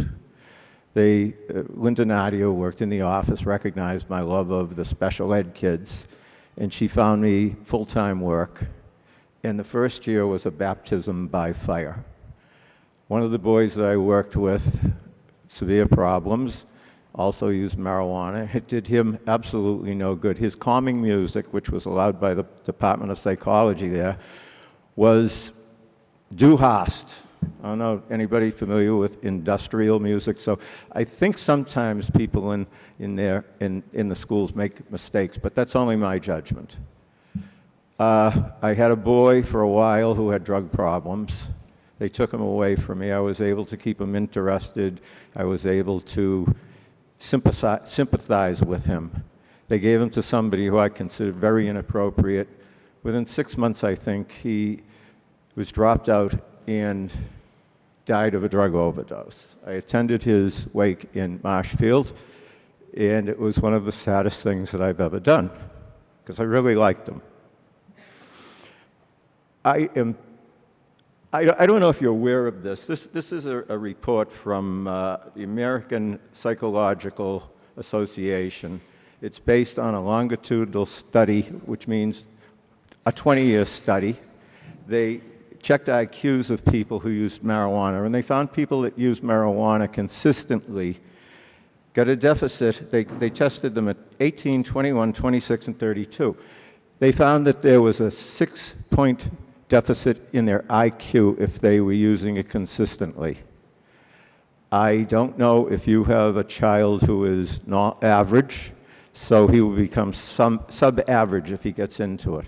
During my time at Weymouth High, the next 4 years after that, I was lucky enough to work with some just kids that had intellectual deficits, and I worked mostly in the career training, and I loved it. I absolutely loved it.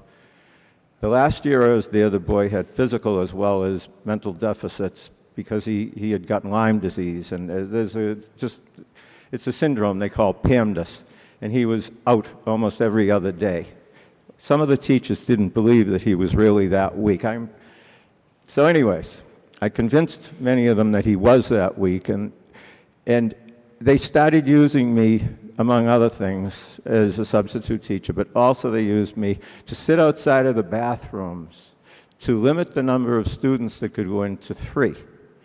I would get in arguments with kids that wanted, I got to get in there. But I knew the reason they wanted to get in there is because they wanted to get in there while their friend was in there because they knew that they could get some of the vape. 30 seconds, Mr. DeFlorin. Thank you. Vape was everywhere. I really strongly, 3 years ago at French's Common, there was such a problem over there. People were in contact with the police constantly. They finally ended it at the end of the year. Billy Cushing gave me his phone number and told me, call me anytime. After that, it kind of broke. But there was a kid that was like the ice cream man. You knew when he was coming because they would all leave the park and stand in the handicap spots and wait for him. And it finally ended that night. That's your time, Mr. DeFlorin. But thank you very much. Thank you. There is a problem in this town. Thank you very much.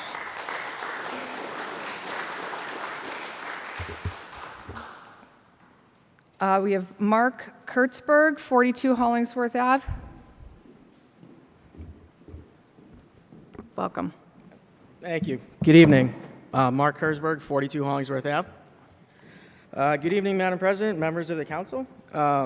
A lot of points have already been made tonight, be it moral issues, ethical issues, health issues, legal issues. So I'm going to shift gears here for a minute. There are other ways to bring revenue into this town. We don't need drug money, nor the potential headaches that could come with it. As stated, Braintree is a very desirable place. The card should be in our hands. Depending on how this goes, we could be at the mercy of this marijuana company. And should a new federal administration change their position on marijuana, this company could be filing for bankruptcy protection before they've generated even $1 of revenue. The financials are extremely unclear, and I didn't hear one clear answer to any of Councilor Reynolds' questions about those financials. Please do your job and be the voice of the people of Braintree who have made their position perfectly clear. Thank you. Thank you, Mr. Kurtzberg.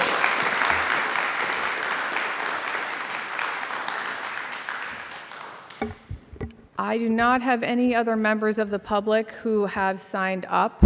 Are there any other members of the public who wish to speak?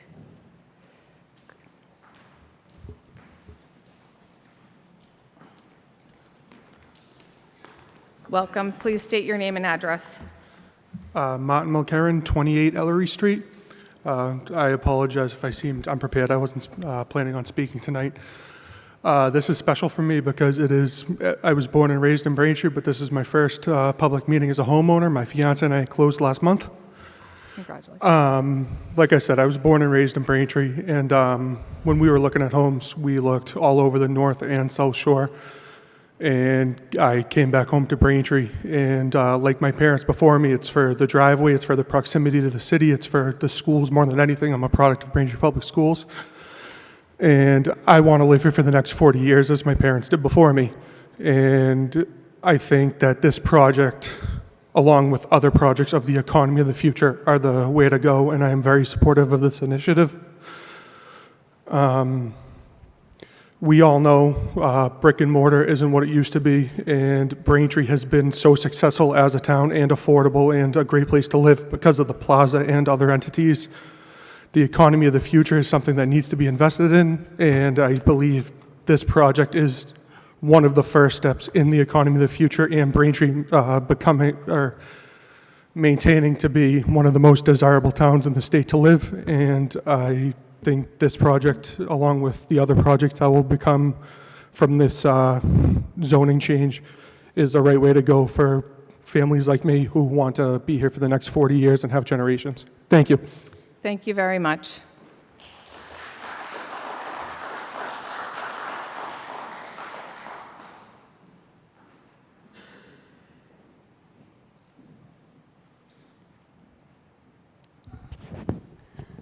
Good Please evening. state your name and address. Yes, Welcome. I want to thank all of you for being here and providing the opportunity for people to present their point of view. My name is Helen Dooner, and I live in Foster Road in the Highlands. Regarding what has been stated, not only tonight, but in past evenings, as to opposition, as to the production of marijuana, I'm wholeheartedly in agreement that whether it be the environment, or whether it be the usage of various facilities or the water production, all of these things that have been cited certainly have merit. I stand before you, in a sense, to share with you that I had a son that had cancer, and he required palliative care. And amongst his medications that he was having was marijuana, medical marijuana. It was the most destructive force to his body, shortened his life. It was terrible. So marijuana, I don't really hear in the news that there's a tremendous shortage of places that are producing marijuana, that this is a critical need. And it is my hope that Braintree representatives would rethink this financial consideration. We're not in a deficit. We're not financially poorly off as people. If we needed more money, we would happily pay taxes, whatever it is. But to bring marijuana production to our community is not so good.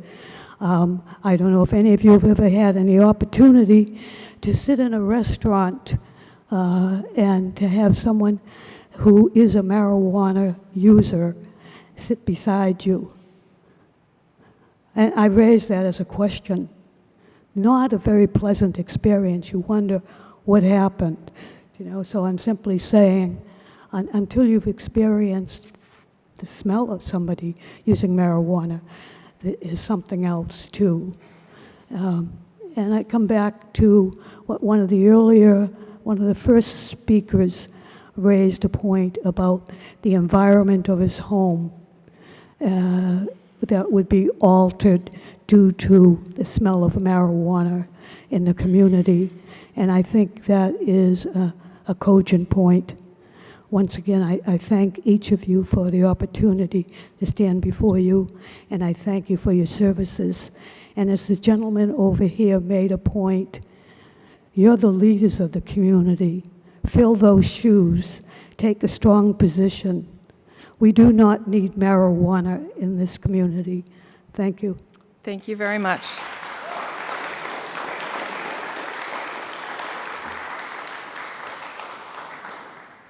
Are there any other members of the public wishing to speak this evening?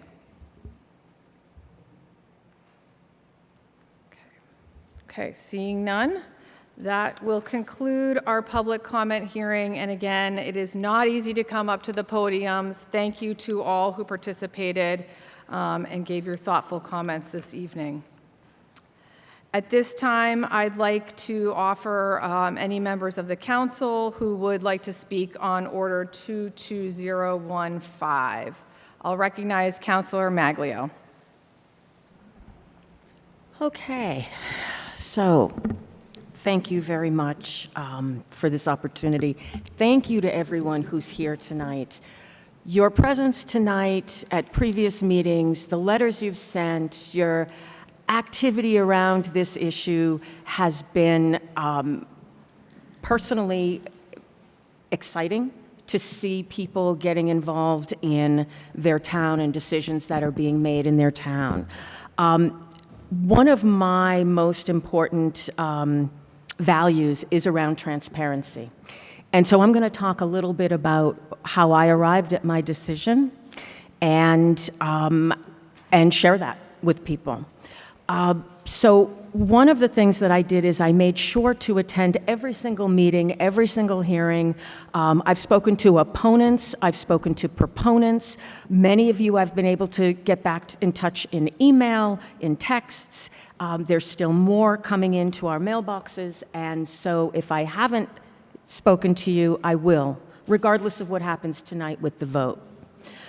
In terms of transparency, I think it's really important also to note, well, what I'm going to talk about briefly is transparency as one of the issues that has been brought up: water, odor, general safety and health, and the will of the people. So that's kind of how I'm going to frame my comments. And for the first one about transparency, I want to say that since April, there have been 9 times that this has been listed on as part of a municipal town hearing agenda committee meeting. There have been 4 articles in the Patriot Ledger. I've included this in 2 of my email newsletters, and I've made 9 Facebook posts about it. This is just me. I'm not even counting what other councilors have done to publicize this information.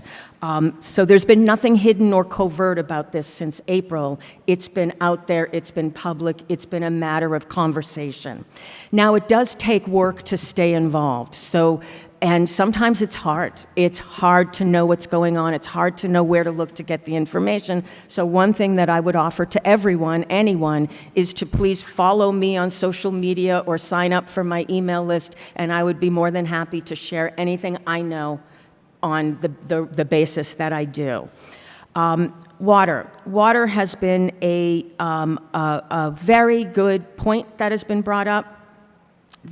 The thing that is interesting to note about the water is context. So we recently had a vote in Braintree about the Tri-Town Water District.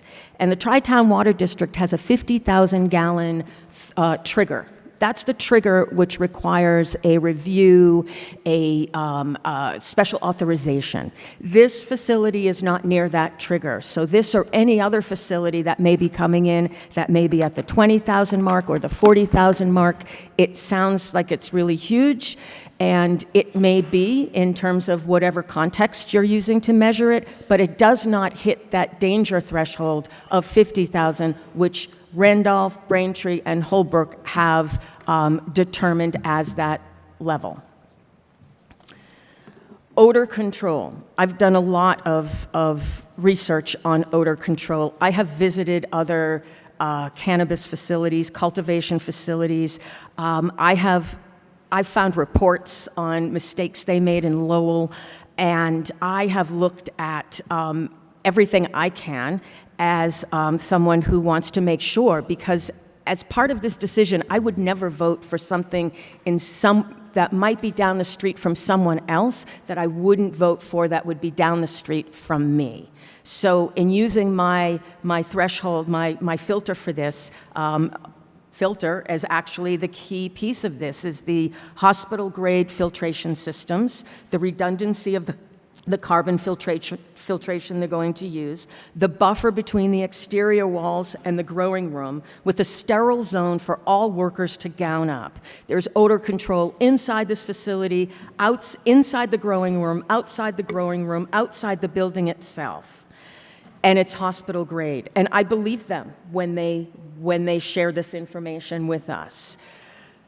The general safety and health is the next issue that I think is important that a lot of people have brought up. An article that came out in the Globe, and it was sent to us today from the state rep for this district, is around drop in criminal activity of 19% in those cities and towns where there was a legalization vote that was made. Looking at some of the data around public safety and accidents and what they've found. This is all on Dr. Michael Greger's website, and I will share the links because I will make these remarks public tonight when I go home. They found that where legalization took place, there were auto-related fatalities went down because there was less drunk driving. In fact, alcohol consumption is an indicator legalization of marijuana and less alcohol consumption are promising indicators of less liver disease, less alcohol-induced brain disease, less gastrointestinal disease, and there have been few to no overdose-related fatalities related to marijuana. medical marijuana provides access to clean medical-grade cannabis. Street drugs are, or illegal drugs, are tainted with synthetics, with opioids, with fentanyl. The Board of Health did testify against this facility, and for me, that's a real mystery, because when I think about the residents of East Braintree who are breathing carcinogens every single day, and I look at the way that this particular legal facility creating a legal product is being fought, when I think about where was this for the compressor station, which is literally filling my lungs with toxins, with carcinogens, with methane, with butane, benzene every day. And I would love the support of the Board of Health to protect us from that monstrosity that has happened. The will of the people, that is the next piece. And one of the people giving testimony mentioned in 2012, the town voted, every single district voted yes on medical marijuana, every single one. In 2016, the vote was on recreational marijuana. 5 districts voted no, 1 voted yes. That was my district, District 3, voted yes on recreational marijuana, as did the state of Massachusetts. This is legal in Massachusetts. It's legal, it's regulated, it's controlled. I don't know why the council at that time decided to double down on this issue with a further prohibition against it. I don't understand that. If this were to be on a ballot, I would have supported a ballot vote, but due to a technicality, it couldn't, and so it wasn't in the cards. In our mailboxes, in comments in passing, in my interactions with people around town, the letters I've read, the fact is what the will of the people is that they want revitalized properties. They want a strong center of town. We want well-funded schools. People want to have faith that we can pay our bills and that the town is going to continue to grow and prosper. And making a dividing line against something like medical marijuana and marijuana itself, when right around the corner is Total Wine, the largest alcohol distributor, when you can get scratch tickets on every corner, when kids can get vapes, when tobacco is sold all throughout town. I don't understand why marijuana is the issue that people are so mobilized against. But I've done my best to understand it. I've done my best to listen and to learn as much as I can. And where I come down on this is that I am supporting this facility. Thank you. Thank you, Councilor Maglio.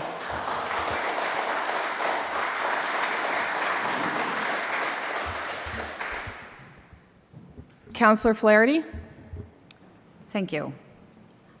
First of all, I truly would like to thank the residents who came out tonight to share your thoughts and opinions on this question. I appreciate the time that you offered and the conviction that you have demonstrated, and the comments that I have heard tonight, as well as the many thoughtful letters and conversations that I have had with numerous people on this issue, have helped me to learn a lot about both sides of the issue. As a member of the Ordinance and Rules Committee, I made a favorable vote on this question last night, and I am going to continue my support this evening. However, I think I owe it to residents, and especially to the people in this room, to explain my reasoning. So, in the referendum on marijuana legalization in 2016, Braintree voted no, but the state voted yes. So where does that leave us?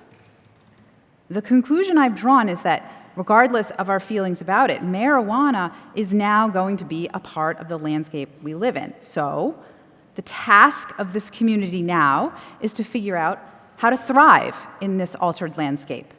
It doesn't do us any good to imagine that Massachusetts can change, but Braintree can stay the same. How are we going to help our community contend with marijuana now that it is legal?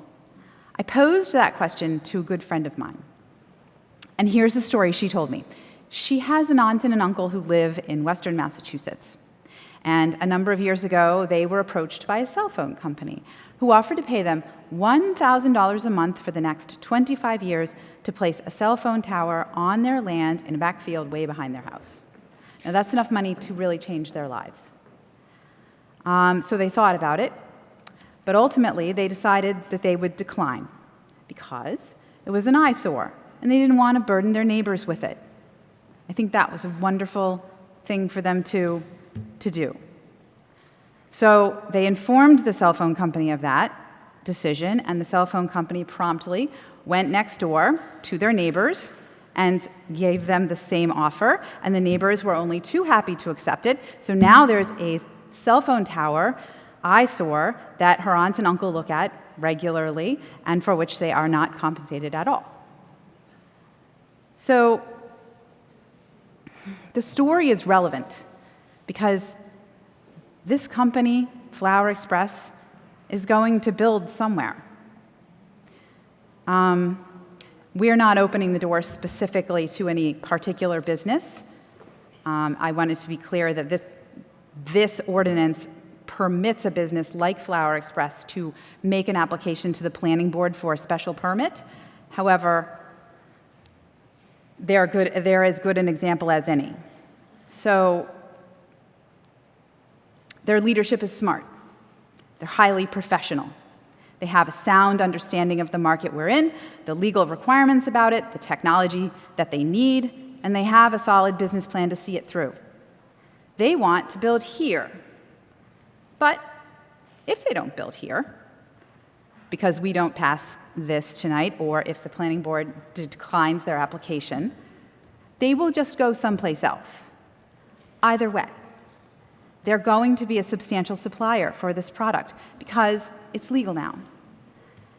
As a member of the Ways and Means Committee, I am well familiar with the details of our budget, and I can tell you that revenue in Braintree is critically low. Residents speak to me often with concerns over the conditions of our municipal buildings, our roads and sidewalks, our schools, our first responders, and so many other things. They are worried about whether we're going to be able to take care of our town because the cost of these critical services only goes up, and our revenue isn't moving up at the same pace. Our reserves are empty. Our free cash is low. We're funding OPEB, but only just barely. We aren't able to hire staff back that we lost during the pandemic, and I don't think we're going to be saved by ARPA money because that's going away too. I care about all those things, and I worry about them all the time. How are we going to fund it? There aren't very many occasions when I can cast a vote to put Braintree in a better financial position than it was when I took office, but this is one of them. Here, we have an opportunity to open the door to revenue that we can use to strengthen our community. I believe in Braintree. I believe that whatever the challenges are that come our way through the introduction of cannabis into our economy, if we meet those challenges head on, we will come out ahead, and it is our responsibility to do so, and that is why I will support this measure. Thank you, Councillor Flaherty. Councillor Reynolds. Madam President, thank you to the residents who showed up here this evening to voice their opinions, and thank you to Flower Express for your presentation to us this evening and the efforts that you have put in. I will be voting no on motion 22015. Please do not interrupt the speaker. 3 points on why I will be voting no on this motion. Number one, Braintree residents voted no to legalize recreational marijuana businesses in Braintree. Not the town council, not the mayor. The voters of Braintree put this prohibition in place. It's in the vote. It is my belief that the voters of Braintree are the ones who should make the decision on changing this ordinance. Number two, very specific to the motion that's before us. This is a zoning motion. Spot zoning, and that's really the best way to describe this, is not consistent with our community's commitment to a master plan. The zoning proposal goes against all best practices of responsible zoning, not to mention what a potential mess it will do to our highway business zones. This proposed site is not the highest and best use, no pun intended there, but that is an expression that is commonly used in zoning. This site is not the highest and best use for the Ivory Street corridor, or for the economic best interests of Braintree's future, nor for achieving the quality of life Braintree residents, the mayor's office, and this town council has dedicated its pursuits to in order to achieve a better Braintree through our Master Plan Steering Committee.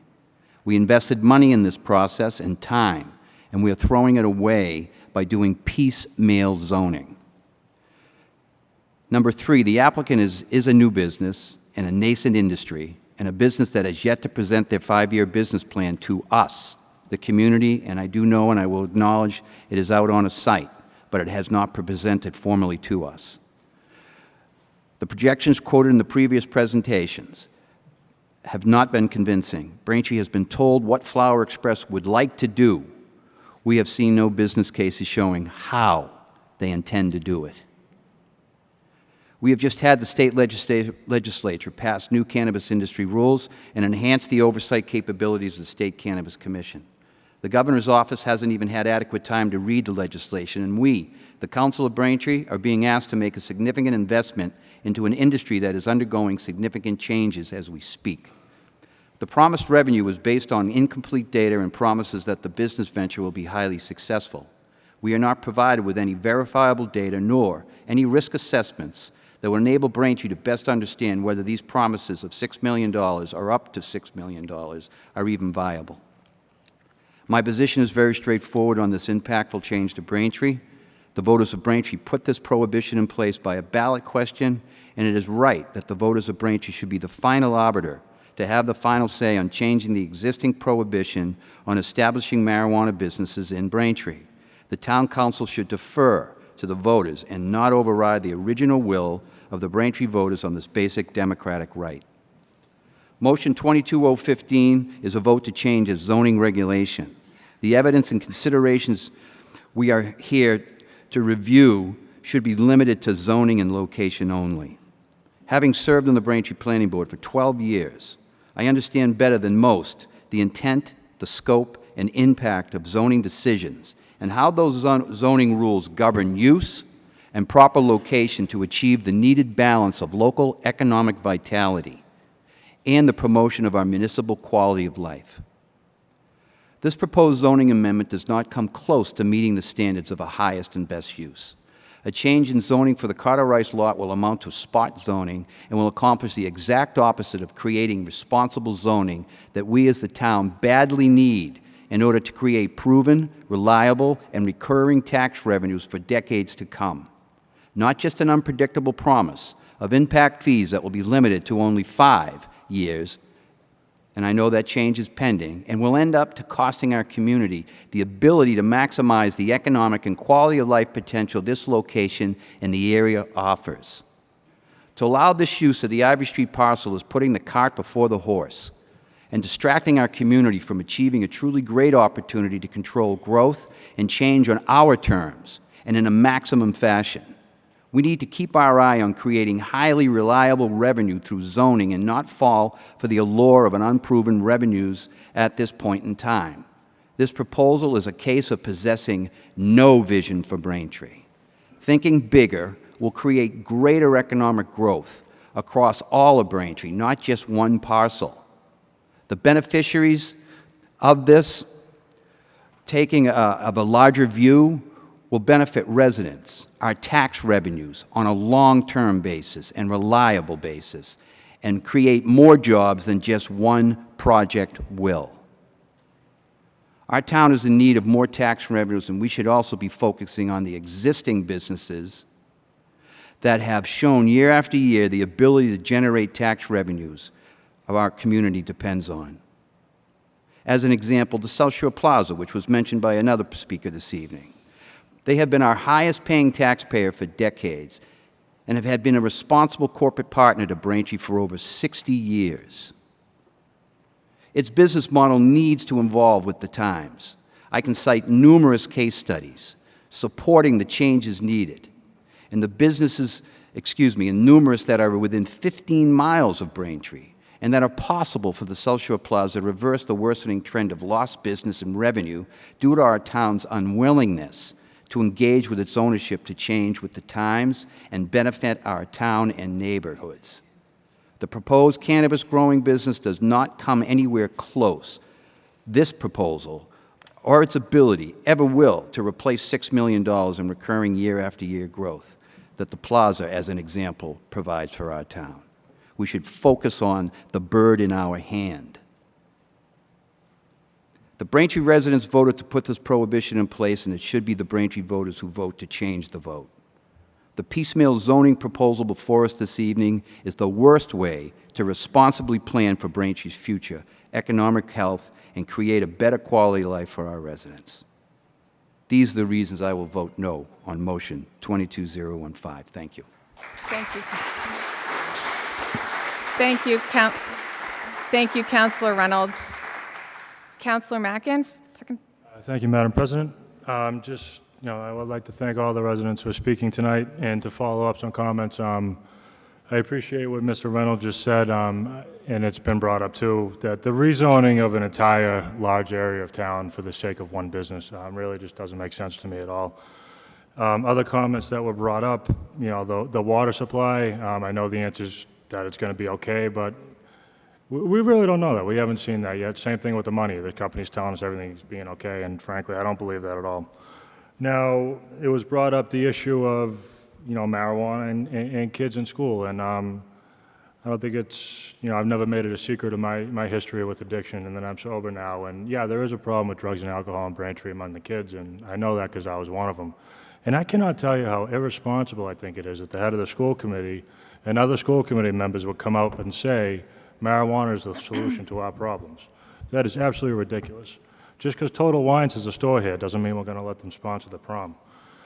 So anyway, I think, there's just a lot of issues here. And as far as the comments some speakers made, I know Mr. Ford and some other councilors that if we don't approve this, they're going to go somewhere else. My response to that is go ahead. If you don't want to be here, move on. That's all I got.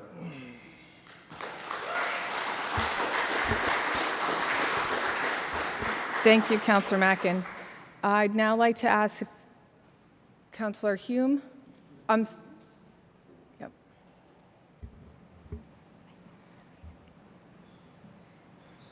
You have the mic. Okay. We can hear you. Thank you, Madam President. Can you hear me? Yes, they can. Okay. All right. I first want to apologize for not being there in person. I am traveling quite frequently for work, and so that is why I am not able to be there. So my apologies for that. I have stayed up to date on all of this. I do serve on ordinance and rules, had lots of questions from this from the start, many concerns. And this, quite honestly, has not been an easy decision for me. I've gone back and forth from no to yes to no to yes to, everywhere in between. But it was a lot of fact-finding and talking to residents, asking a lot of questions, all that. But a lot has changed since the no vote on marijuana, and I was one of the biggest proponents of the no vote in Braintree years ago.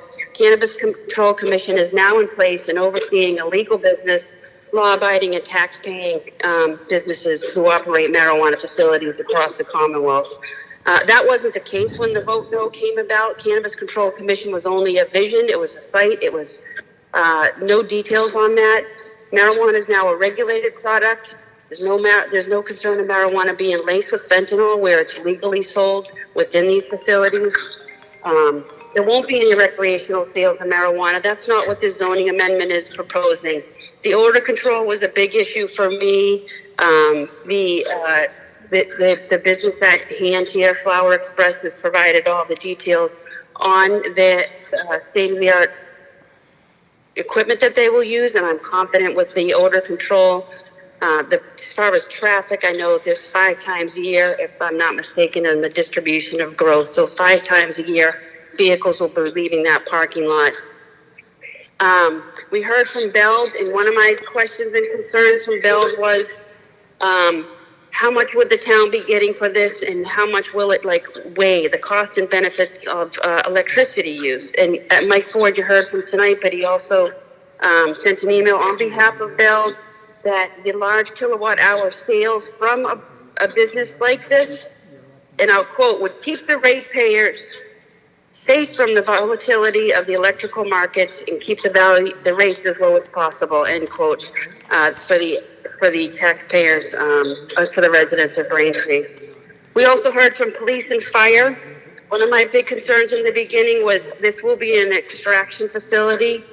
The extraction facility, I had the opportunity to tour the facility in Quincy several years ago. I saw firsthand the room that it was in. I had serious concerns about that. The room that will be put in place, if Flower Express is this business to seek approval with the planning board, we'll have a bomb-proof room. Fire has approved that. Police have approved that. From a public safety point of view, this is a safe, legal business entity. Again, if it is Flower Express, we'll hear before with the zoning amendment. This business is looking to improve the infrastructure and tax revenue. The education of our kids, we do educate our kids not to drink, not to smoke or do drugs. But in the world we live in, there is alcohol out there, there is drugs out there. We have to keep educating them. The education is not going to stop. This is a legal business. Kids aren't going to be able to walk up and buy this. There's not going to be retail sales at this facility. It's not going to be an open door where, you know, adults or anybody can walk in.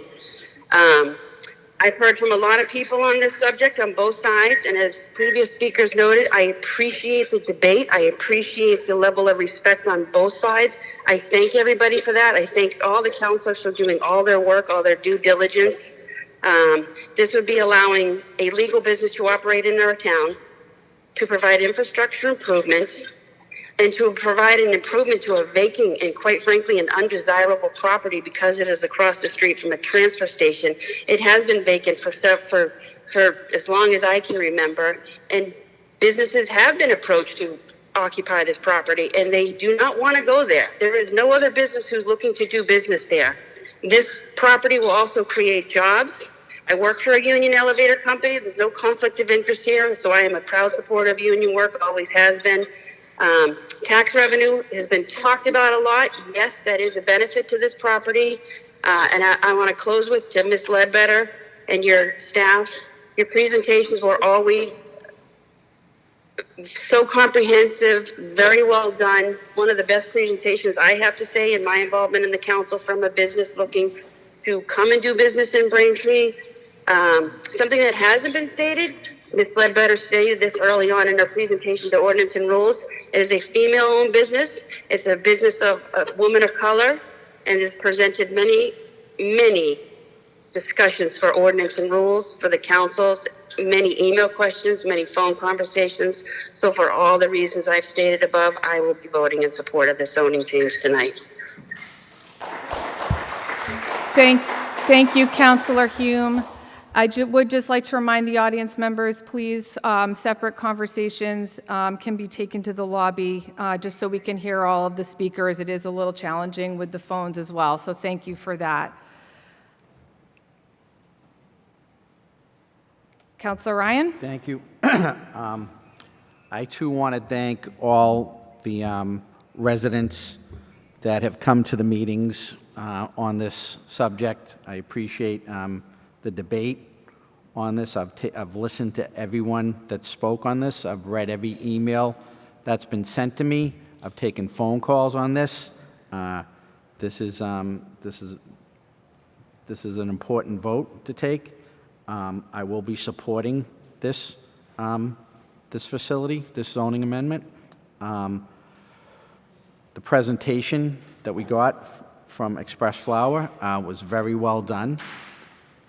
I asked a lot of questions about the odor control system to make sure that we weren't going to have odors coming to this facility, and I was very satisfied with the answers they gave me about the carbon air treatment system that they will have and zero VOC, volatile organic compounds, being discharged from their HVAC system.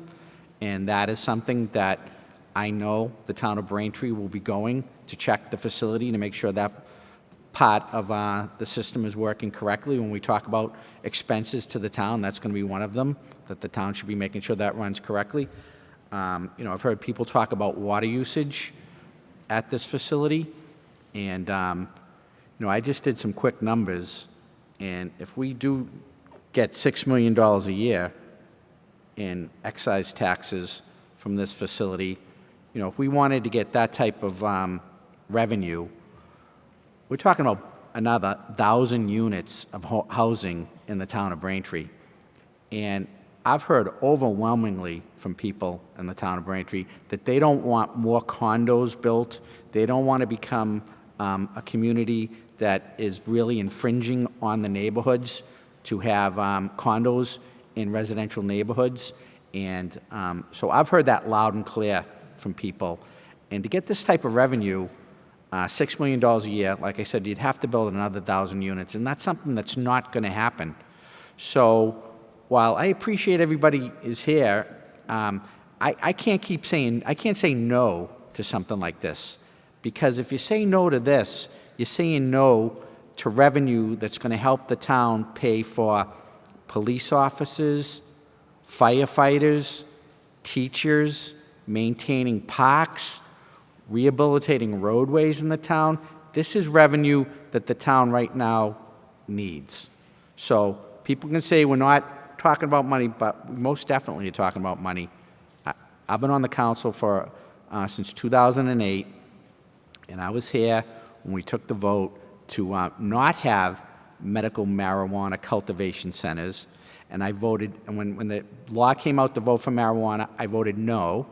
And when it came to the town council, I voted no for medical marijuana cultivation centers because it was really something new, and I didn't understand it enough.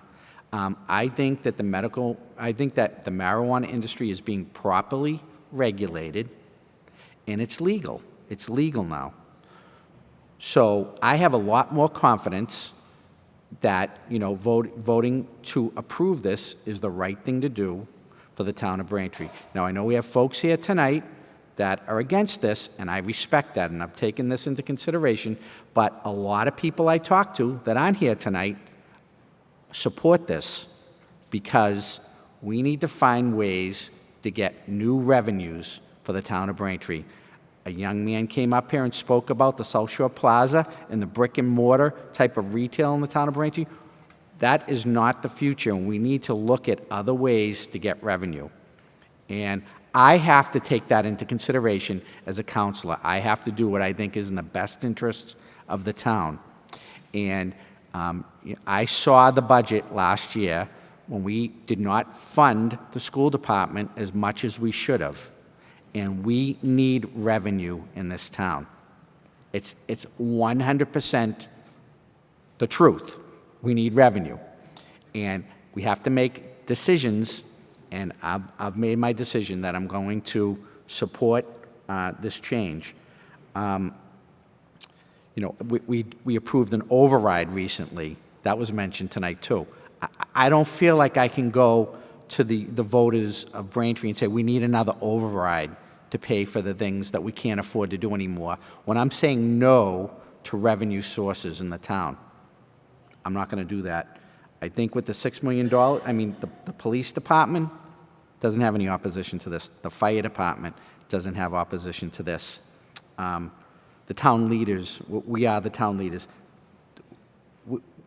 It's a tough decision, but it's one that I'm going to support. We also had some mention of the unions tonight. We got 27 letters from the plumbers union of people that live in the town of Braintree, 27 plumbers that live in the town of Braintree. We got letters from the International Association of Insulators, but Local 7, Local 12, Local 4, and the Norfolk County Central Labor Council. I support the unions, and I support organized labor because a lot of the residents of the town of Braintree are in organized labor. We're a blue-collar town, so I don't take any negative association with that, with being supportive of the unions. This work hopefully is going to be done all union work at this facility, and I think that when you support the unions, you're supporting work being done properly by trained people.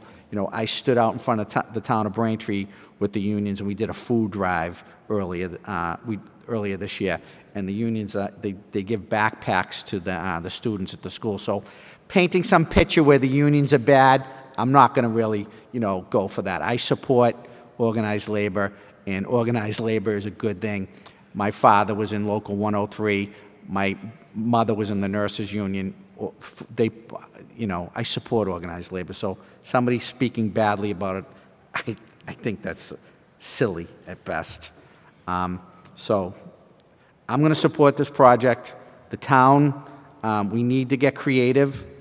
I respect all the people that are here, and both for and against this, but I'm going to be voting positively for this. Thank you, Councilor Ryan.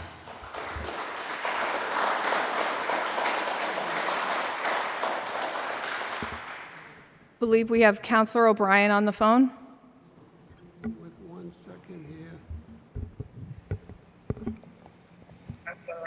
Okay, hang on, Councilor. Let's see if we can get you up. Okay, let me know. We have Councilor O'Brien on the phone.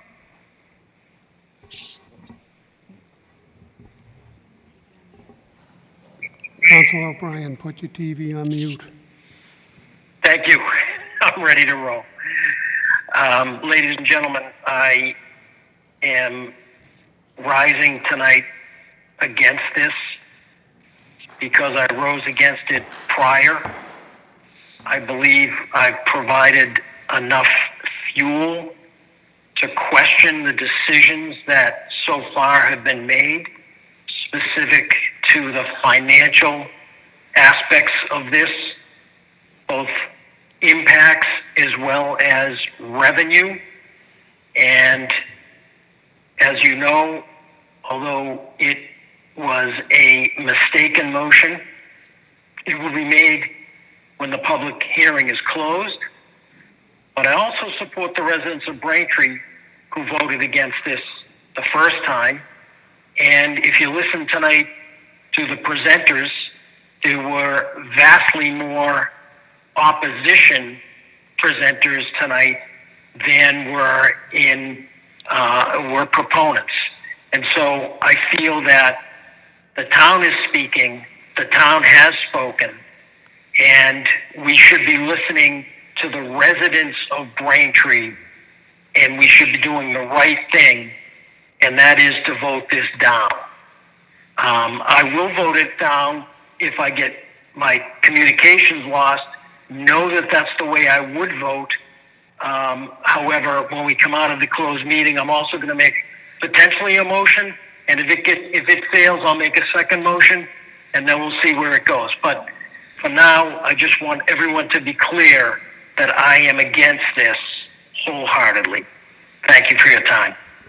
Thank you, Councilor O'Brien.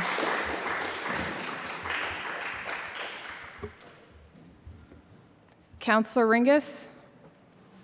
So we have before us a very divisive issue, and it has strong opinions on both sides. I've been involved in town government in Braintree going back to 2007. I served in the final session of Braintree's town meeting. I served a decade on the school committee. I joined the council in 2018. In that time, I've participated in many votes on a variety of subjects, some that are more difficult than others, and I think without question, this is the most difficult vote I've had to participate in. Anyone who knows me personally or has followed me knows I am an anti-pot or marijuana person. In 2016, I voted against the legalization of marijuana in the statewide referendum, and I stand by that vote. And I would vote that way again if it was brought back before a statewide referendum. But despite my personal anti-marijuana view, I do have friends, some who are very successful, who do engage in the legal and responsible use of marijuana. They respect my view on the substance, and I respect theirs. Personally, I believe that marijuana is a gateway drug. It's a substance that can lead to much darker consequences. In O&R, we heard from various individuals that have lost loved ones to overdoses, and I cannot imagine that pain. I personally believe as a whole we are an over-medicated society, and certain substances are much too easy to come in possession of. Obviously, most of the scourge lies with Big Pharma, but regardless of that, I personally believe it's fair to say that no person struggling with drug addiction started with a needle, and oftentimes their first experimentation with drugs was marijuana.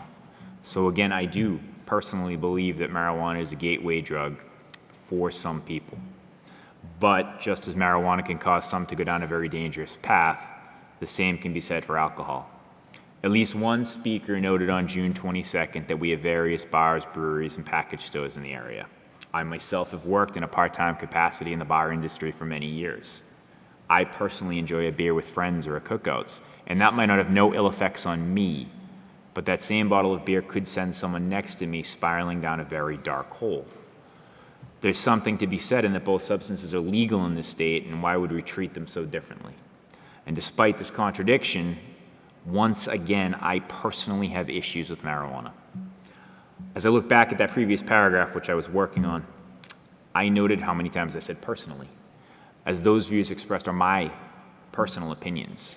As a member of this council, though, as an elected official, my personal opinions need to take a back seat, and I have to strive to be a representative of the voters who have elected me and the residents I serve. So to that end, I must give weight and due diligence to every proposal or every petition that comes before this board, despite my personal opinions or feelings. I will note that when this proposal first came to my attention, I was a hard no. I was dead set against it. As I began hearings as the chair of O&R, I was impressed by the attention to detail of the applicant and their ability to respond to questions posed to them. I remained set against the proposal, though. As residents began to reach out to me and offer their opinions, it became apparent that there was a definite divide between those in favor of this proposal and those against. I began to struggle with this issue in a way I didn't expect. And when we entered the June 22nd public comment meeting, we had a variety of speakers that night offering various opinions and commentary on the proposal. One speaker that night stood out to me as she spoke on her personal life and her personal strife with finding out that her teen was vaping. This story struck me, as I have two teenagers, a 17-year-old and a 13-year-old, and so I'm keenly aware of everything facing teens in today's society. As I heard this woman speak so passionately, though, I realized the societal ills she spoke of, the issues of drug educations in our schools, wouldn't be altered by the location of such a facility. If the petitioner took their business down the road, we would still face all the issues described by the speaker and have none of the benefits of the revenue. But I also remember in that moment believing that I might now vote in favor of this proposal. But a few hours later, I spoke with a friend who was in favor of the proposal and spoke to me in depth about the revenues that could be generated for our schools and the town as a whole. And as I listened to that, I realized that I had never voted on an issue in all my time in government based on revenue alone, so I found myself again flip-flopping, and this is how the past few months have gone for me. In a matter of a few hours, my opinion had altered from a no to a yes to a no. The person that turned me to a yes was someone against the proposal. The person that turned me to a no was a person that was actually for the proposal. As I continued research and review of this proposal and continued to speak with residents both for and against this, I factored in the various opinions we were also receiving from other boards or town officials. A planning board in favor, a school committee chairperson in favor, a police chief with no opposition, a fire chief with no opposition, contrasted with a board of health that stood against the proposal. There was people that was coming up and speaking that I have a lot of respect for, that were very much dead set against this proposal. On the flip side of that, there was many people speaking in favor of the proposal also who I have a lot of respect for. I'm thankful to every resident that reached out to me. Although I could not respond to every email, I did read each and every one. I had countless phone conversations with residents and met in person with numerous individuals with opinions on this proposal. It's evident that the competing sides of this issue fell along a divide of quality of life and messaging concerns to our children versus the revenues that could be realized and the benefits those increased monies could bring to our community. Both sides have valid arguments, they have valid concerns that they bring to the table, and I understand the concerns as to water usage and odor. I'm a former resident of French Avenue. My kids actually still live on French Avenue, and I understand the concern about this facility's location, coupled with odor issues with the transfer station and noise from MTA, especially in that small neighborhood. I share some concern with the facility's use of water, although it does fall within the defined threshold requirements. On the flip side of that, I know Beld's support of this and the positive impact this can have on resident ratepayers. I understand fully the issues caused by drug use and its effect on our youth. As I noted, I'm a father of teens, and as a speaker noted tonight, through my occupation. I struggle with this, and I understand the passion of those whose lives have been altered by drug use or by a family member's addiction. But once again, if this location goes down the road, don't we face the same issues? Don't we face the same detriments and get none of the benefits? Braintree's budget sits in a very precarious situation. At recent budget meetings, we heard from the council's auditor just how difficult future years will be. Obviously, any revenues realized will not be appearing tomorrow nor in the next year. It'll take at least time for some sort of build out and growth of plants before any revenue will be realized. In the same way, though, any development we look to, any business we attract, will need time to be built out and get running. I said that at a meeting, we as a community need to find new revenue, that budget meeting, that we need to find new revenue sources. We can't say no to every proposal that comes before us, and we have to think outside the box. I didn't anticipate this being the answer, and I believe a lot more work needs to be done in our community and other avenues need to be explored. But on the same token, we can't turn a blind eye to these possible revenues. As of 7 p.m. tonight, I struggle with this vote. As I sit here now, I struggle with this vote. I know there's people that'll be happy with the way I vote, and I know there's people that are going to be disappointed. A person I have a great deal of respect for has said, leave it better than you found it. And I don't know if this proposal will leave our town better. I don't believe the site's perfect. I wish timing had worked out better for a ballot initiative. But despite this, I do believe that we're going to receive some significant needed economic benefits. We can close some needed budget gaps. We can allow for infrastructure improvement. And as much as I find it somewhat distasteful, I am going to vote in favor of the proposal tonight. Thank you. Thank you, Chairman Ringus. Thank you, Councilor Ringus. And I would like to just myself leave with the close out the public hearing with my own remarks on this issue, as has been eloquently stated by my colleagues this evening. This is a difficult issue, and I too would like to thank all of the residents in favor and opposed for their respectful participation in the public process. And for those of you whom I haven't emailed or responded to yet, I thank you for your patience. I have read all of the emails, and I have listened to all of your voicemails. This vote isn't about one business or one address, which is why I too have spent the last 4 months listening, learning, analyzing, and evaluating what this decision means for District 5 and the town. The number one concern I heard about, has been discussed, was odor. After researching and carefully reviewing all of the information, including the technical data demanded by the Ordinance and Rules Committee on this issue, I believe a no odor standard can be met, and I will be the first person to direct the town and state to take action against any operator should the standard not be met. I will advocate that as part of the host community agreement, the cost of a dedicated inspector should rightly be considered mitigation. In addition to potential impacts, we must also consider potential benefits. And as we have already heard tonight, those include welcoming new revenue sources and revitalizing long-blighted and vacant buildings.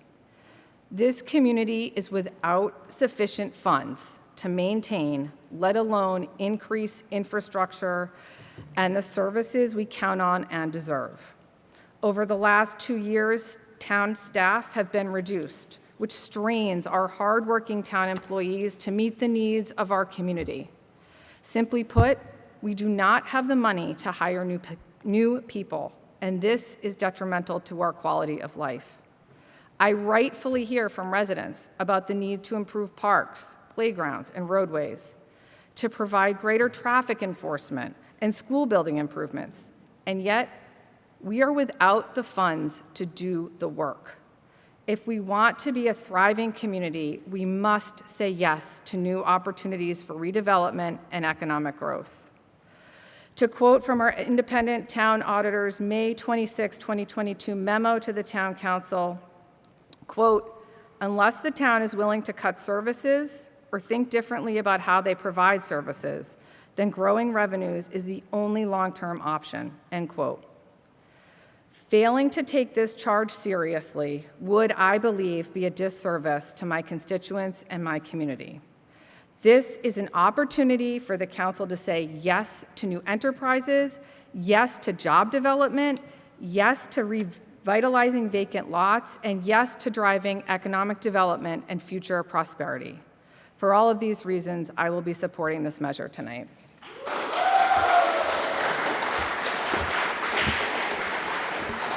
And With that, I would ask, is there a motion to close the public hearing on Order 22015? So moved. Is there a second? Second. Thank you, Councilors Ryan and Flaherty. Could we please have a roll call vote to close the public hearing? Clerk Semino. Councilor Barica? Yes. Councilor Flaherty? Yes. Councilor Hume? Aye. Councilor Mackin? Aye. Councilor Maglio? Aye. Councilor O'Brien to close the public hearing? O'Brien, motion to close the public Aye. hearing. Aye. Councilor Reynolds? Aye. Councilor Rengus? Aye. Councilor Ryan? Aye. 9 in favor, 0 opposed. Thank you. At this time, a motion would be in order. Councilor Ryan. Thank you, Madam Chairwoman. I have a motion to approve Town Council Order 22015, Citizen Petition Zoning Ordinance Text Amendments, proposed amended Article 18, medical and adult use or non-medical marijuana establishments and related amendments to Section 135-601 and 135-806 as amended in accordance with Planning Board Recommendations number 1 and number 3, dated July 19th, 2022.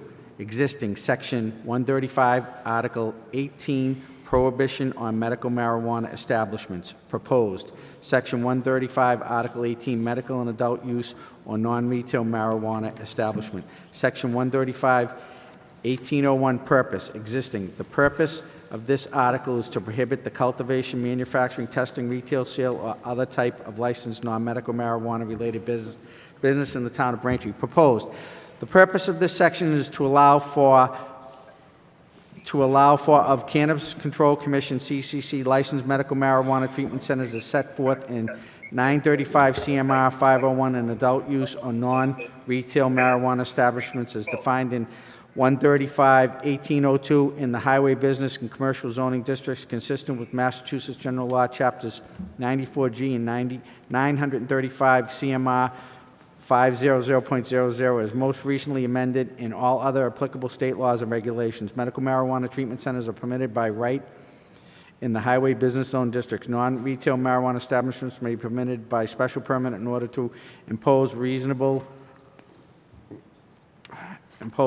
conditions and restrictions on said uses to ensure the public health, safety, and well-being of the town is preserved. Could you stop doing that, please? Really? Carry on, Councilor Ryan, please. And restrictions on said uses to ensure the public health, safety, and well-being of the town is preserved and to mitigate against undue impacts on the natural and built environment of the town. Section 135-1802, definition as used in this section. Following terms shall be the meanings indicated. Existing marijuana establishment as defined in Massachusetts General Law, Chapter 94G, Section 1, a marijuana cultivator, independent testing laboratory, marijuana product manufacturer, marijuana retail, or any other type of licensed marijuana-related business. 135-1803, prohibition. A marijuana establishment shall not be permitted in any zoning district in the town of Braintree. No building permit, special permit, variance, site plan, or other permit may be issued under zoning ordinance, and no use of land or structure shall be allowed for the purpose of establishing or operating a marijuana establishment within the town. Proposed marijuana or cannabis or all parts of any plant of genus cannabis not exempt in 935 CMR 500.002 cannabis or marijuana A through C, and whether growing or not, the seeds thereof and resin extracted from any part of the plant, clones of the plant, and every compound, manufacture, salt, derivative, mixture, or preparation of the plant, its seeds or resins, including tetrahydrocannabinol, as defined in Massachusetts General Law, Chapter 94G, Section 1, providing that cannabis shall not include A, the mature stalks of the plant fiber produced from the stalks, oil or cake made from the preparation of the mature stalks, fiber, oil, or cake made from the seeds of the plant or sterilized seed of the plant that is incapable of germination. B, hemp, or C, the weight of any other ingredient combined with cannabis or marijuana to prepare topical or oral administrations, food, drink, or other products. marijuana cultivator, an entity licensed to cultivate, process, and package marijuana and to transfer marijuana to other marijuana establishments, but not to consumers. A craft marijuana cooperative is a type of marijuana cultivator. Non-retail marijuana establishment, a marijuana cultivator,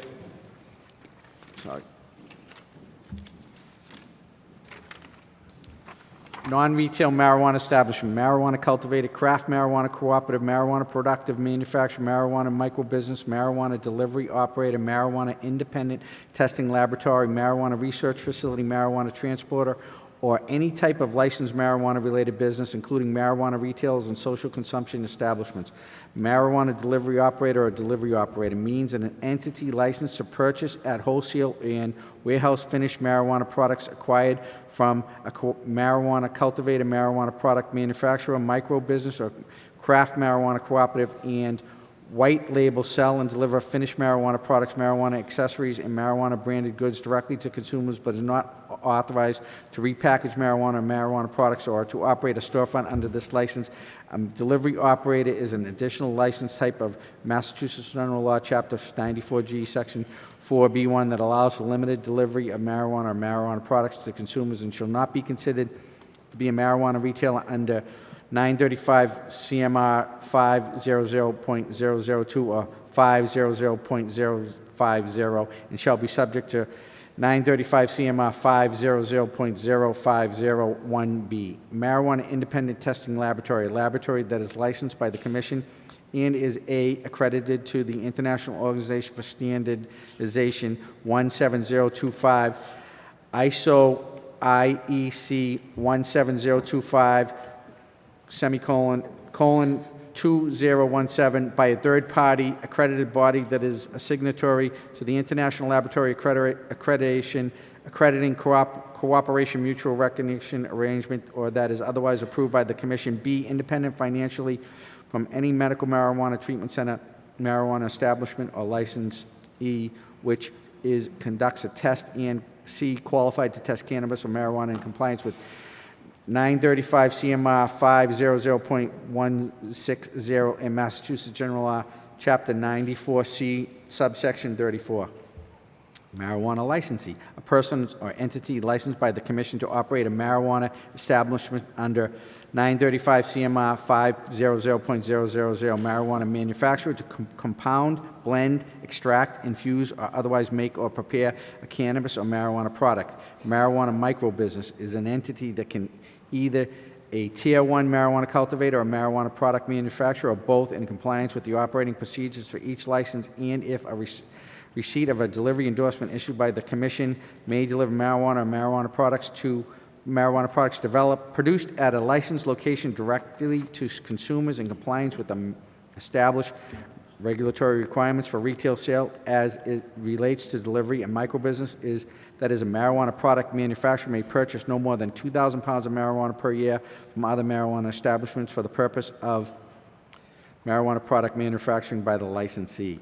Marijuana products, cannabis or marijuana that is products, unless otherwise indicated, these include products that have been manufactured and contain cannabis or marijuana or an extract from cannabis or marijuana, including concentrated forms of marijuana and products composed of marijuana and other ingredients that are intended for the use or consumption, including edible products, beverages, topical products, ointments, oils, and tinctures.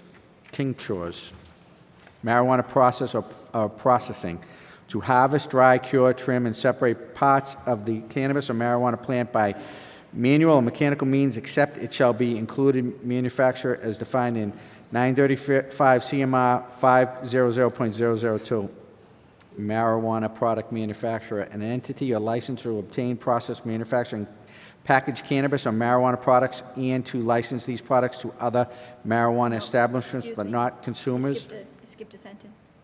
What sentence did I skip? Marijuana product manufacturer. Could you just read that whole thing again, please? Marijuana, the second paragraph down? Yes, please. Marijuana product manufacturer, an entity licensed to obtain, process, manufacture, and package cannabis or marijuana products, and to transfer these products to other marijuana establishments, but not to consumers. Marijuana Research Facility, an entity licensed to engage in research products by the Commission. Marijuana Transporter, an entity not otherwise licensed by the Commission that is licensed to purchase, obtain, and process cannabis or marijuana products solely for the purpose of transporting, temporary storage, sale, and distribution to marijuana establishments, but not to consumers. Excuse me. Marijuana for medical use. Marijuana that is designated and restricted for use by and for the benefit of qualifying patients in the treatment of debilitating medical conditions as defined by 935 CMR 501. Medical Marijuana Treatment Center, MTC, formerly known as a Registered Marijuana Dispensary, RMD, means an entity licensed pursuant to Massachusetts General Law, Chapter 9(4)(I) and 941 and 935 CMR 501 that acquires, cultivates, possesses, processes, including the development of related products such as edibles, marijuana-infused products, MIBSs, PSs, tinctures, aerosols, oil or ointments, repackages, transports, sells, distributes, delivers, dispenses, or administers marijuana products containing marijuana-related supplies or educational materials to registered qualified patients or their personal caregivers for medical use. Section 135, 1803, Prohibition, existing. A marijuana establishment shall not be permitted in any zoning district in the town of Braintree. No building permit, special permit, variance, site plan, or other permit be issued under the zoning ordinance, and no use of land or structure shall be allowed for the purpose of establishing or operating a marijuana establishment within the town. Proposed, consistent with Massachusetts General Laws, Chapter 94G, Section 3A2, the town hereby strictly prohibits all zoning districts' marijuana retailers, retail storefronts, and all types of on-site sales at a marijuana establishment of any type directly to consumers. No building permit, special permit, variance, site plan, or other permit shall be issued under the zoning ordinance, and no use of land or structure shall be allowed for marijuana retailers, retail storefronts, and other types of on-site sales at a marijuana establishment for any type of directly to consumers within the town. Section 135-1804, special submission requirements for non-retail marijuana establishments and medical marijuana treatment centers. New section, A, copies of any provisional licenses issued to the applicant by the Cannabis Control Commission and any other licenses and/or permits issued by the Commonwealth of Massachusetts and any of its agencies for the operation of the facility. B, evidence of the applicant's right to use the site of the proposed facility, such as a deed or lease.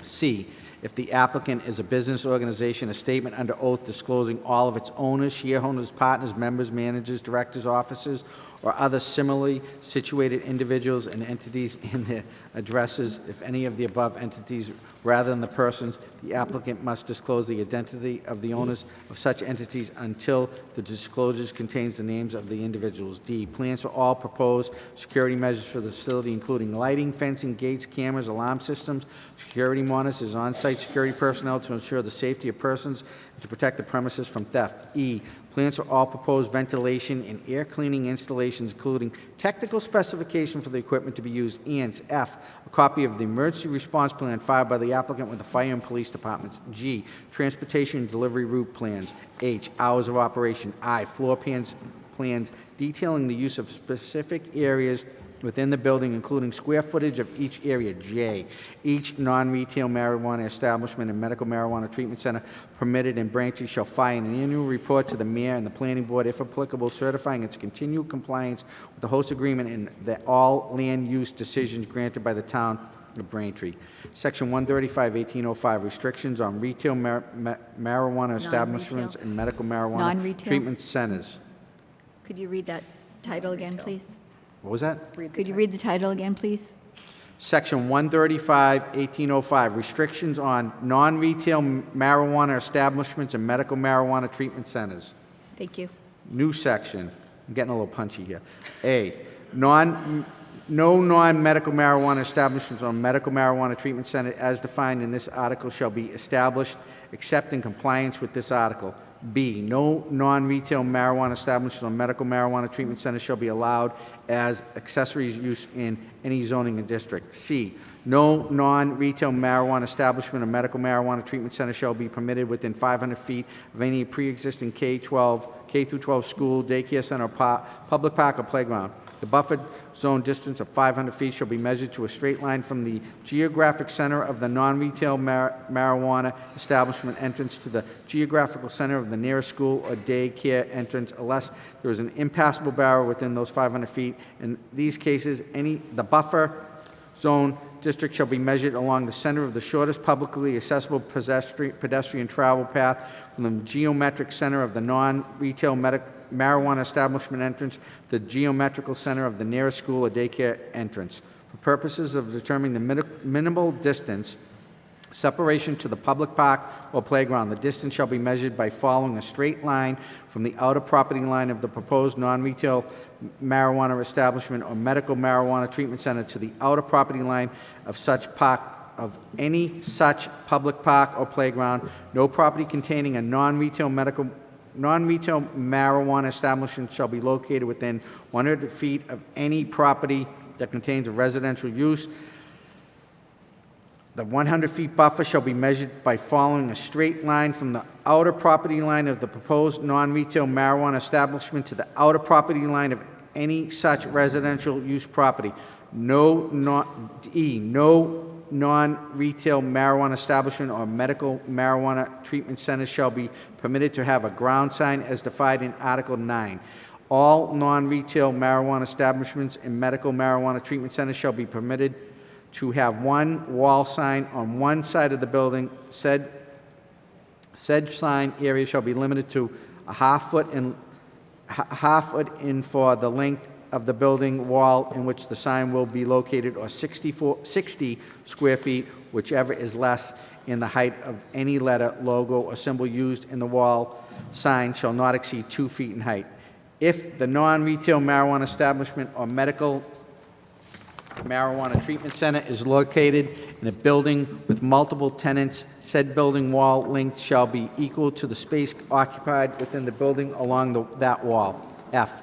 Non-retail marijuana establishments and medical marijuana treatment centers shall be allowed wayfinding and address signage not to be considered a ground sign.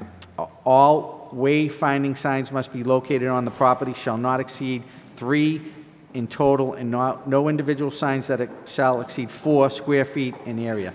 G, no non-retail marijuana establishments or medical marijuana treatment center shall be located in any building that contains residential housing. No non-retail marijuana establishments or medical marijuana treatment centers shall operate between the hours of 9 p.m. and 8 a.m. All business operations of all type shall conclude by 9 p.m., and all employees should be off the premise by 9:15 p.m. No smoking, burning, or consumption of any product containing marijuana or marijuana-related products shall be permitted on the premises of any non-retail marijuana establishment or medical marijuana treatment center. Thank you.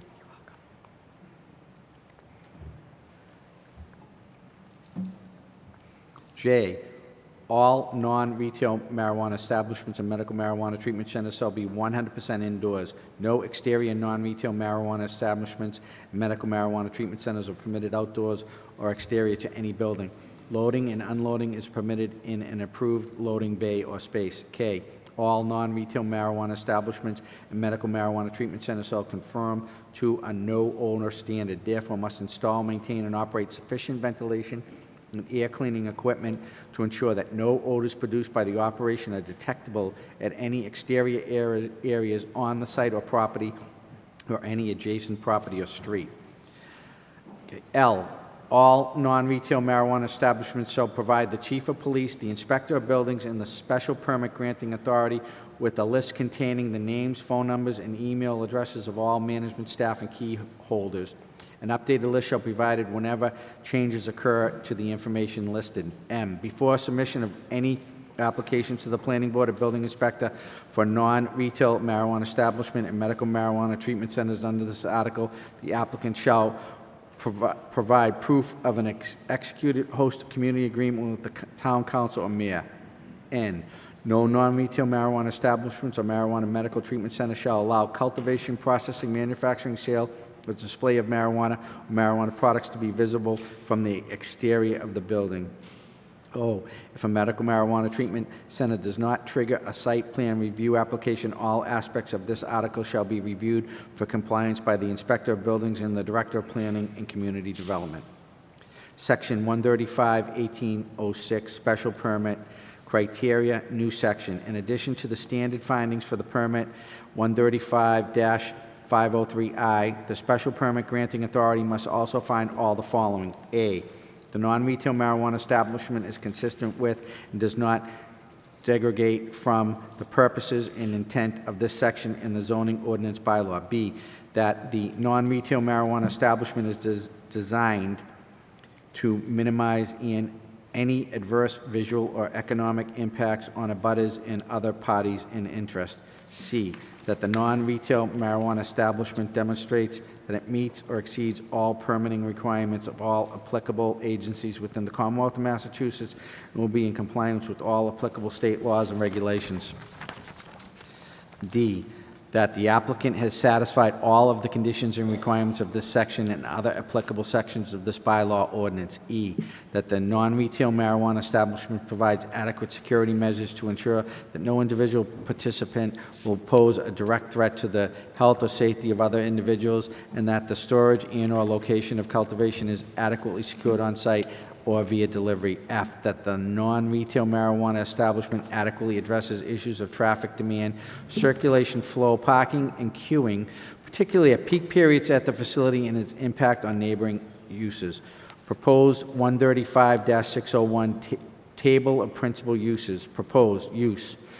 Marijuana retailers, RA is N, RB, N, RC, N, C1, 2, and 3, N, GBN, HBN, CN, OSCN, BWLN. Marijuana establishments is the use. RAN, RBN, RCN, C1, 2, and 3, N, GBN, HBSP, CSP, OSCN, BWLD, N. Use, medical marijuana treatment centers, RAN, RBN, RCN, C1, 2, and 3, N, GBN, HBY, CY, OSCN, BWLDN. Proposed section 135-806, Schedule of Off-Street Parking. Proposed use, medical marijuana establishments, parking ratios, 1 per 250 square feet for all non-cultivation areas. 1 per 1,000 square feet, 1 per 1,000 square feet to 1 per 2,000 square feet for canopy areas used for cultivation. Medical marijuana treatment center use. 1 per 250 square feet for all area used for sale, dispensing, and all other non-cultivation areas. 1 per 1,000 square feet to 1 per 2,000 square feet for canopy areas used for cultivation.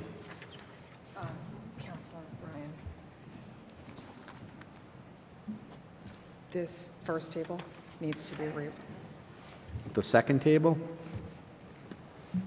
What was that? Solicitor Taub, I think we're going to need clarification on what needs to be reread into the record. Please. Just to make sure that what was read is accurate, Councilor Ryan, if you could read again the section 135-806 as proposed schedule of off-street parking. I believe there was an error in the first use referenced. So, section 135-806, Schedule of Off-Street Parking, proposed use, marijuana establishments, parking ratios, 1 per 250 square feet for all non-cultivation areas, 1 per 1,000 square feet to 1 per 2,000 square feet for canopy area use for cultivation. Use, medical marijuana treatment center, 1 per 250 square feet for area used for sale, dispensing, in all other non-cultivation areas. 1 per 1,000 square feet to 1 per 2,000 square feet for canopy area use for cultivation. So moved. Thank you, Councilor Ryan. Is there a second?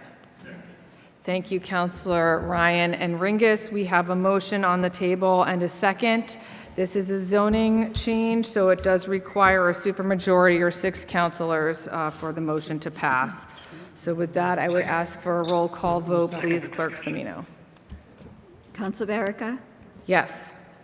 Council Flaherty? Yes. Councilor Hume? Aye. Councilor Mackin? Clerk Casey's trying to say something. I'm sorry, thank There you. was a Councilor O'Brien wanted a discussion. What was it? I didn't. No? Councilor He was O'Brien. trying to make a motion to second for discussion. I think we have to continue. It was already seconded by Councilor Ringus. Yep. We're in the middle of roll call. I'll let him know.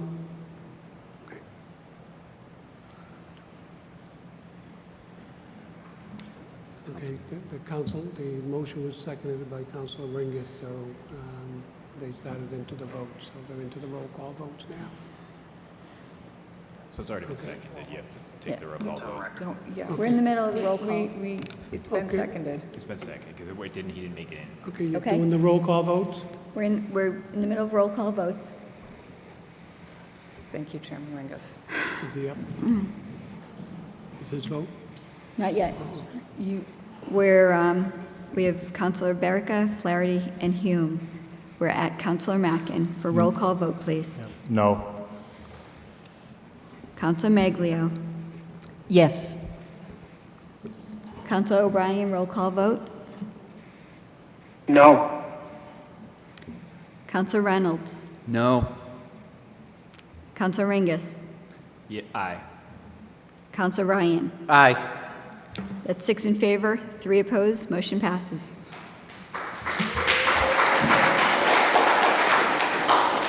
Okay, I'd like to say thank you again to all who attended this evening's public hearing. This time, the council has no new business to attend to. So with that, our next meeting will be on a Wednesday, changed from our usual Tuesday. It will be on a Wednesday, September 7th, 2022 at 7:30 p.m. Due to the primary election being held on Tuesday, September 6th. As always, thank you so much to BCAM, Wes Ray, Bill Needham, and Jerry Comack for sticking with us this evening and for televising and live streaming to get this to members across our community. And with that, is there a motion to adjourn? So moved. Second. Thank you, Councilors Ryan and Ringus. Roll call vote to adjourn. Councilor Barica? Yes. Councilor Flaherty? Yes. Councilor Hume? Aye. Councilor Mackin? Aye. Councilor Maglio? Aye. Councilor O'Brien? Motion to Aye. adjourn? Councilor Reynolds? Aye. Councilor Ringus? Aye. Councilor Ryan? Aye. All in favor to adjourn.